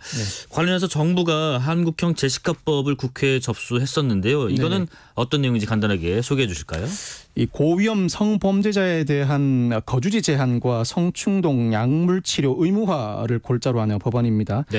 13세 미만 아동 대상자 또는 3회 이상 성폭력을 저질러서 전자자치 부착 명령을 받고 그 선고형이 10년형 이상인 사람을 대상으로 검사가 청구해서 법원이 여러 사정을 고려해 거주지를 지정할 수 있는 조항을 삽입했습니다. 뿐만 아니라 이 거주지를 지정하게 되면 국가나 지자체가 운영하는 시설에 반드시 거주해야 하는 의무가 부과되는데 여기서 더 나아가서 사실 고위험 성범죄자에 대해서 성충동 약물 치료를 내리는 경우가 지금도 있어 왔습니다. 그렇지만 이용률이 저조하다 보니까 원칙적으로 고위험 성범죄자에 대해서는 기소 시에 전문의의 감정을 거쳐서 반드시 성충동 약물 치료 청구를 검사가 하도록 의무화하는 법안이 이 법안에 마련되어 있습니다. 혹시 이 법안이 뭐 기본권 침해랄지 아니면 위헌의 요소가 있을지 그런 것도 궁금하네요. 위헌성 논란은 어느 정도 있을 것 같습니다. 이 위헌성 논란을 피해가는 묘수를 발휘해야 하는데 예를 들어서 예전에 보호감호 제도가 있었습니다. 보호감호 제도는 형을 충분히 복역하고 난 뒤에 이 사람을 그대로 내보냈다가는 재범의 위험성이 높다는 판단이 들 때 보호감호소에 수용해서 재범의 위험을 막기 위한 교육을 받도록 하는 제도였습니다. 그런데 이 보호감호가 실질적으로 구치소에 구금하는 것과 다를 바가 없지 않느냐. 이중처벌이라는 논란이 꾸준히 제기돼 왔고 실제로 일부 조항에 대해서는 헌법재판소가 위헌 결정을 하기도 했습니다. 그 이듬해 사회보호법이 폐지되면서 이 보호감호도 역사 속으로 사라졌는데 이 보호감호와 다를 바가 무엇인가라는 논란이 지금도 재현되고 있습니다. 이를 피하기 위해서는 한국형 제시카법을 도입하면서도 보호시설에 수용한다. 는 개념보다는 일정한 거주지로 제한하면서 이 거주지 내에서는 나름대로 왕래의 자유를 부여할 필요가 있을 것 같고 뿐만 아니라 단순히 수용하는 수준을 넘어서서 즉 이중 처벌 수준을 넘어서서 거주지를 지정해 두고 충분히 재범의 위험을 막기 위한 교육 프로그램이 제대로 운영된다는 인상을 줘야 합니다. 즉 단순히 과거의 잘못에 대해 벌을 부과하는 형벌이 아니라 향후 재범의 위험성을 막기 위한 보완 처분으로서 제대로 기능한다는 점을 입증해내야 향후 위헌 시비에서 어느 정도 벗어날 수 있을 것 같고 과거에 이미 위헌 논란이 불거진 만큼 국회 차원에서 논의가 된다면 충분히 그 묘수를 발휘할 수 있을 것이라고 기대합니다. 그렇겠네요. 그냥 가둬놓는 것의 의미로 끝나서는 안 되겠네요. 다음 이슈입니다. 경기 김포시에서 악성 민원에 시달리던 공무원이 숨진 사건이 있었는데요. 여기에 대해서 김포시가 경찰에 수사 의뢰를 한다고 들었습니다. 김포시의 구급 공무원 39세 남성 A씨가 연휴 직전인 2월 29일 밤 포트홀 보수공사와 관련해 각종 민원에 시달리다가 이달 5일에 오후 인천 서구 주차된 차량에서 숨진 채 발견됐습니다. 극단적 선택으로 추정되고 이 포털 공사가 있던 날 인터넷 카페에 어떤 누리꾼이 이 공사에 불만을 표시하는 글을 게시하면서 이 공무원 A씨의 실명, 소속 부서, 직통 전화번호를 공개했습니다. 이에 그치지 않고 공사 승인하고 집에서 쉬고 계신 분이랍니다라는 취지의 글도 게시했는데 이후에 각종 악성 민원에 해당하는 게시글과 악성 민원에 해당하는 여러 전화에 시달리다가 극단적 선택을 한 것으로 보이고 이러자 김포시가 자체적으로 대응에 나섰습니다. 오늘 드디어 경찰에 수사 의뢰를 하는 한편 국가인권위원회에도 진정서를 제출할 예정이라고 밝혔습니다. 어떤 뭐 민원 또 불만을 표출할 수는 있는데 이 내용이 실명을 공개하고 번호를 알리고 또 누군지 막 얘기를 언급하고 공개적으로 하는 것에 대해서 어떤 부담도 있었을 것 같은데 우선은 김포시가 경찰 수사 의뢰하게 되는 혐의는 어떤 것들이 있나요? 아마 그동안 자문 변호사를 통해서 충분히 관련 혐의를 구성해 나갔을 텐데 수사 의뢰한 혐의는 공무집행방해, 모욕, 정보통신망법상 명예훼손 혐의입니다. 신상정보 공개 글을 게시함으로써 집단 민원을 종용하였다는 점에서 폭행 또는 협박에 따른 공무집행방해가 충분히 문제될 수 있고 사실과 다른 글을 게시함으로써 각종 악성 민원에 시달리게 했다는 점에서 명예훼손이나 모욕도 충분히 거론할 수 있다는 것이 김포시의 입장입니다. 일단 경찰은 수사 의뢰가 접수된 이상 민원인으로부터 각종 조사를 진행하고 상황에 따라서는 그 수사가 확대될 가능성도 있어 보입니다. 글 게시자를 수사하는 과정에서 이와 같은 글이 게시되게 된 경위 그리고 이 글을 시발점으로 해서 어떠한 민원성 글과 전화가 이어졌는지 관련 수사를 확대하는 과정에서 사건의 전모가 밝혀지고 아울러 처벌 범위가 확대될 가능성이 충분히 있어 보이는 사건입니다. 그러니까 단순히 이 글뿐만 아니라 이 글로 인해서 이 고인이 되신 분이 구체적으로 어떤 뭐 압박이랄지 뭐 혹은 뭐 협박이랄지 기타 여러 가지 내용적인 측면에서 뭐가 있었는지 경위를 촘촘히 좀 따져봐야 하는 부분이 있을 것 같고요. 근데 참 안타까운 거는 이렇게 극단적인 어떤 상황이 있기 전에 공무원이 개인으로서 어떤 대응하기는 현실적으로 좀 어려운 상황인가 그런 부분이 궁금하네요. 공무원이 이와 같은 일에 시달린다고 해도 개인으로서 대응하기가 상당히 어려운 것이 안 그래도 업무에 상당히 바쁜데 개인으로 대응하려면 누군가의 도움을 받거나 스스로 애를 써서 고소 고발을 감행하고 조사를 받으러 가야 하거든요. 그렇게 애써서 고소 고발을 감행한다고 해도 만에 하나 법적 구성 요건의 일부 미흡한 부분이 있어서 무혐의 처분이 나오게 되면 그로 인한 뒷감당을 하기가 굉장히 두렵습니다.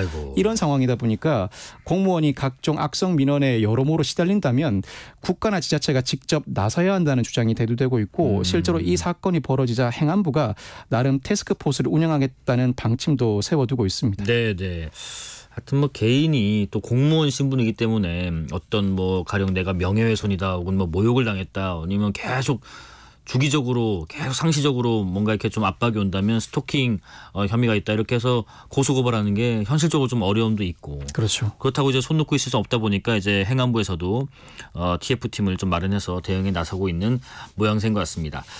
자 마지막으로요. 최태원 SK그룹 회장 그리고 노소영 아트센터 나비 관장 어제 이혼 소송에서 두 사람이 나올까 안 나올까 했는데 6년 만에 대면을 했다고요?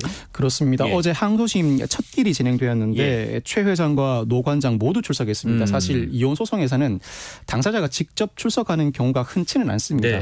합의 이혼이 아닌 이상 서로 보기 싫어하기 때문에 소송 대리인인 변호사만 출석하는 경우가 일반적인데 어제 항소심 첫 길에는 두 당사자 모두 출석했습니다. 무엇보다도 노 관장 입장에서는 1심 판결에 상당한 불만을 가지고 있고 무엇보다도 최태원 회장의 외도로 인해서 이 사건이 발생하였다. 자신이 축출 이혼을 당하는 입장이므로 자신의 의사가 충분히 반영되어야 한다는 말을 직접 하기 위해서 나온 것 같고 최 회장 입장에서도 노 관장이 그동안 언론 플레이를 지나치게 많이 한다는 입장을 내비쳤거든요. 또 세간의 이목이 곱지만은 않습니다. 일단 동거인과 혼외자가 존재하는 상황이니까 이와 같은 세간의 이목이 있음에도 불구하고 유리한 판결 결과를 얻기 위해서는 자신이 직접 출석해서 직접 재판부에게 자신의 입장과 그동안의 사건 경위를 설명할 필요가 있다고 판단한 것 같습니다. 근데 이 소송이 뭐 재산 분할액이 뭐 몇백억이다, 뭐 조단위다, 뭐 이런 얘기도 있고 하다 보니까 관심을 좀 많이 받았었는데 소송이 어떻게 시작된 거였죠? 이 소송은 노태우 전 대통령이 취임한 첫 해인 1988년에 청와대에서 결혼한 두 사람 미녀 인람을 사이에 두고 있는데 지난 2015년에 최 회장이 돌연 동거인과 혼외자가 있음을 밝히면서 그동안의 혼인관계를 유지하기 어렵다는 고백을 하기 시작합니다. 일간지에 편지를 보내는 형식이었었는데 재벌가가 치부라면 치부라고 할 수 있는 대목을 스스로 공개하는 경우가 일반적이진 않습니다. 그렇죠. 많은 사람들의 관심을 집중시켰고 급기야 2017년에 최 회장이 이혼 조정 신청을 했는데 오랫동안 노 관장은 이혼에 반대해 왔습니다. 그러다가 2019년에 이뤄서 그 태도를 달리해서 자신도 이혼에는 동의한다는 취지로 반소를 제기했는데 다만 그 이혼 결정에 이른다면 위자료 3억 원을 지급해야 하고 재산 분할로 최 회장이 보유하고 있는 SK 주식 50%를 재산 분할로 지급하라는 취지의 반소 청구를 감행했습니다. 절반 정도요. 근데 지금 그 양측에 좀 이렇게 얘기가 엇갈리는 분쟁 지점이 있나요? 무엇보다도 노 관장 입장에서는 665억 원을 재산 분할로 지급하고 1억 원을 위자료로 지급하라는 판결, 일반인 입장에서 볼 땐 이 금액도 어마어마한 금액이죠. 그렇죠. 그렇지만 노 관장 입장에서는 SK 주식을 최 회장이 온전히 보유하게 된 데에는 자신의 기여가 상당하다는 주장을 굽히지 않고 있습니다. 가사 노동을 했을 뿐만 아니라 결혼 자체가 SK 주식에 기여한 부분이 있을 수 있고 자신도 사업을 해왔기 때문에 물론 SK 주식은 최 회장의 특유 재산, 최 회장이 단독으로 보유하고 있는 재산이지만 일반적으로 이혼 소송에서 가사 노동만 한다고 하더라도 혼인 기간이 10년을 넘어서면 50% 정도는 그 특유 재산으로부터 재산 분할을 인정해 줍니다. 그럼에도 불구하고 SK 주식에 대한 기여도를 전혀 인정하지 않고 현금 665억 원만 지급하라는 판결을 받아들일 수 없다. 이는 향후에 재벌가의 회장이 본인의 의사에 따라서 축출 이혼, 그동안 많은 내조를 해온 철을 버리고 즉 싼값에 버리고 이혼을 할 수 있는 길을 열어준 곳이다라는 취지의 주장을 하고 있습니다. 그러니까 내가 이혼을 원하지 않고 생각도 안 해봤는데 축출돼서 떠밀려서 이혼을 당하고 버려지는 것이다라는 주장이 있는 부분이 있고 그래서 그 부분들이 여러 가지 쟁점상 분쟁 포인트가 되는 부분인 것 같습니다. 자, 여기까지 말씀 듣겠습니다. 지금까지 법이든 성배 박성배 변호사였습니다. 고맙습니다. 감사합니다. 자, 오늘 뉴스레터 K는 여기까지고요. 뉴진수에서 만나본 고려 거란 전쟁의 김준배 또 김혁 두 배우의 인터뷰 재밌게 들으셨는지 모르겠습니다. 자, 오늘은 KBS 대하 드라마 고려 거란 전쟁의 메인 테마곡 들으면서 마무리할까 하고요. 정안태님 오랜만에 고려 거란 전쟁 뉴스레터 K 인터뷰 너무 재밌게 들었습니다 하셨고요. 아까 저희가 지승현 배우 문자 잠깐 왔었는데 그때 커피 쿠폰 드리겠습니다 했는데 진짜 드리는 게 아니고요. 농담으로 한 겁니다. 실제로는 보내드리지 않습니다. 5312님 매일 애청 중입니다. 많은 정보를 알아가고 있습니다. 고맙습니다 했습니다. 저희가 고맙습니다. 자, 고려 거란 전쟁 메인 테마곡 들으면서 뉴스레터 K 마무리하겠습니다. 커피 쿠폰 받으실 분들 뉴스레터 K 홈페이지를 확인해 주시고요. 오늘도 여러분과 함께 세상을 읽어봤습니다. 지금까지 뉴스레터 K KBS 김용준이었습니다. 고맙습니다.